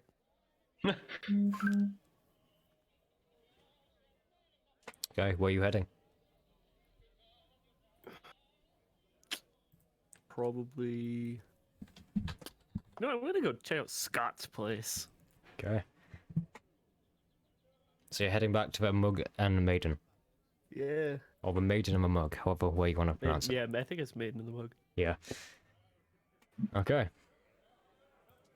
A maiden and a mug. So you again, you kind of quickly pick your way down back to Dockward District. You see it's kind of evening. Dock workers are beginning to kind of go, kind of get some form of entertainment. And you see Scott's Tavern is relatively busy. It seems pretty crammed. You see various people kind of celebrating, it looks like. You hear shouts of some kind of sports team has won. So the local team appears to have come in here and had a huge celebration. Some Scott's at a bar serving drinks, and he kind of sees one walking in. He waves over, "Hey, fellas, haven't seen you in a while. How you doing?" Bright and dandy, Scott. You see, my friends, I've got a letter for you. It came this morning, Really? addressed Okay. to all of you. And look at this. Look how fancy it is. Look at the seal on there. Huh. I could sell 1,000 food on. I'd never afford a seal like that. He pulls out this kind of nicely sealed kind of parchment letter and hands it over to you all. Alright. Who would send us a letter?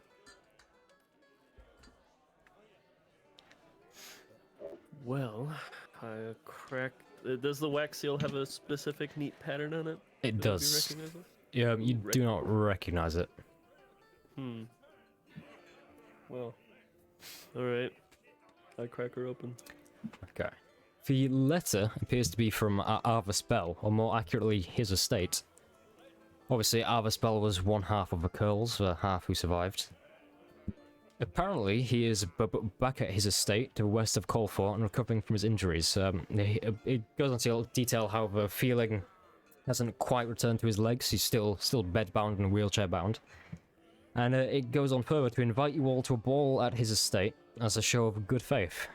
The ball will take place on the 23rd of Quen Pilar, the day after the holiday of civilization's dawn, which gives you about 6 days together.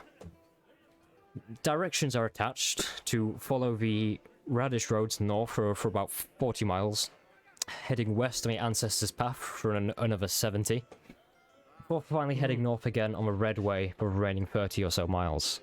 Goes on to detail how 2 horses and a carriage have been left at a stable just outside the town walls at a stable known as the Golden Miles under the name Funny Man.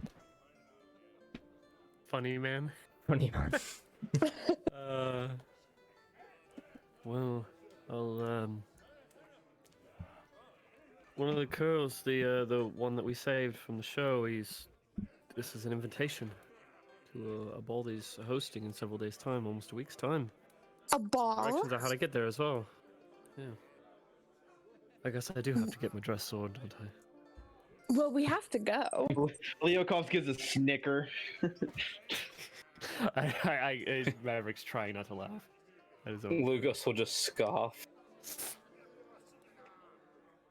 Joy is very excited. I hand the letter over to whoever wants to read it over as well, and I'd want to motion for Scott to... Can we get a piece of parchment? I'd like to write a letter as well. Well, certainly, and any drinks as well, or food? We have a special half-price offer on all food or drink tonight to celebrate the victory, and he kind of raises his hand to everyone. Cheers. Take a pot of noodles take and an ale, that'd be great. Unfortunately, we don't have any pot of noodles. We got some stewed pork and onions, we got a roast bear and barley biscuits, we got fresh bread, and we got baked goose and plum pie. Bear and barley would be great. Now. Thank you. Okay, I'll be 1 silver piece, and what drink? What drink, sorry? Classic dwarven ale. We 4 copper pieces, right? Right back. Alright. Well, what about you, all of you? Any drinks? I'll have a glass of your finest whiskey. Okay, that'll be 1 silver piece. Anything else? A whiskey for me too, please. Okay. I'll have a water. Oh, that'll be nothing at all. Okay, back in a minute. And he kind of comes back in a few minutes with your drinks and a piece of parchment. Alright, I'll start. I took some money out. I'm just gonna give him a whole 3 silver. Give Oh, him a tip. very generous of you. Oh, I'll tip him. I'll tip him as well. I want to tip him too. I want to be nice. Let me be nice. No, yeah, I'll just start writing. Okay. I'm gonna put down 2 gold pieces, and I'll be like, keep the drinks coming. Oh, yes, sir. Of course. He kind of goes out to working behind the bar. Okay. And I assume you're just staying in the tavern for the rest of the night, getting drinks, talking, and I think this is a good place to call it a session for the night. Wait, real quick, hold on. Yeah, continue. I'll kind of like interlock my fingers together and put them on the table as if you're waiting there patiently and you're trying to look very polite, but you can tell that you're bored. And I'll look, and I'm just like, do that thing where I like slap the table a couple of times and like sigh. And I'll turn to Leocast. Right, so who's Talona? I guess, yeah, that's where we're gonna end it. Yeah, just like cut roll credits. There we go. Who's the loan up? Oh no, we I was live having in a trouble sitcom. describing the thing, but you guys know what I'm talking about. Yeah, just Yeah, like just like Yeah. yeah. Like there's something you want to get off your Yeah. chest, you don't want to do it basically. Oh yeah. Yeah, basically. Yeah. All right, that is it for tonight's session. How do you all find it? Well, That was great. That was a lot of fun. That was fun. Awesome session, got man. plenty of ground covered there. Are we sponsored by Deck of Many Things yet? I hope so. Deck of many things. If we are, I haven't been notified myself, but I mean, send me an email, please. I mean, please, come on. Or you know, anyone wants to give us a nice bit of sponsorship, send me an email. That'd be awesome, man. Wink. Please. I had a lot of fun. Wink, wink, nudge, nudge. There's a couple dialogue things that like kind of caught me off guard at sometimes. Like I didn't know Maverick was like expecting me to like talk to the whole cabal and whatnot. Oh yeah, I just give him a look to make sure if he was gonna take the charge on that or whatever information he wanted to share first. I don't know. Okay, so as for night air, where it's colder and you enjoy an evening of kind of celebration, we're in the company of Scott and his rather burly dock workers who are drinking you all under the table. No offense. Hey, are we sitting on futons or chairs? Upstairs in your rooms you have futons, downstairs you have chairs. This is bullshit. I want my money back. And there's like a wonderful fire going, and it's a wonderful atmosphere. As the sun slowly goes down to be replaced by the moon, as night once again sets on the town of Osrest. And we'll call that the night for this session. Okay, now change back to a smooth jazz, and then we'll do the outro. If Sirenscape loads quicker. Yeah, let's think. We just got a letter. Sirenscape, sponsor us, please. Sponsor Deck of Many Things, definitely. Okay, so thank you all so much for watching. We'll see you next week for session 5, where the party is gonna, I assume, I'm not forcing you into anything, but I assume you're gonna probably follow up some leads, get some books, and head to the ball. Again, that's a assumption. Yes. Getting your dress swords out and being nice and fancy. Hell yeah. I know. Joy is going to the ball. Right, so have a wonderful week, and we will see you all next week for next episode of Roundtable. Bye bye. See ya. Bye. Thank you. Yo.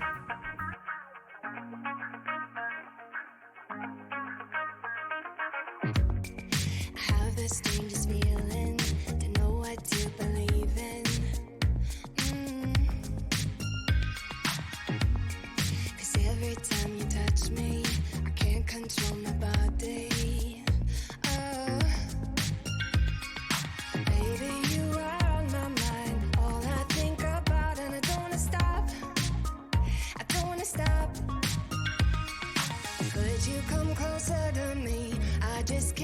resist you. I'm giving up. I'm giving up. I am stuck in a dreaming. I can't help what I'm feeling. I don't know if I'm breathing when you are with me. My heart is beating. I am stuck in a dreaming. I can't help what I'm feeling. I don't know if I'm breathing when you are with me. My heart is beating. I'm giving up. I'm giving up. Getting into you. I'm giving up. I'm giving up. Getting into you. I'm giving up. I'm giving up. Getting into you. I'm giving up. I'm giving up. Getting into you. It's like we're in a movie. I don't know how you do it. I look into your eyes and everything is different. Baby, you are on my mind. All I think about, and I don't wanna stop. I don't wanna stop. Could you come closer to me? I just can't resist you. I'm giving up. I'm giving up. I am stuck in a dreaming. I can't help what I'm feeling. I don't know if I'm breathing when you are with me. My heart is beating. I am stuck in a dreaming. I can't help what I'm feeling. I don't know if I'm breathing when you are with me. My heart is beating. I'm giving up. I'm giving up. Getting into you. I'm giving up. I'm giving up. Getting into you. I'm giving up. I'm giving up. Getting into you. I'm giving up. I'm giving up. Getting into you.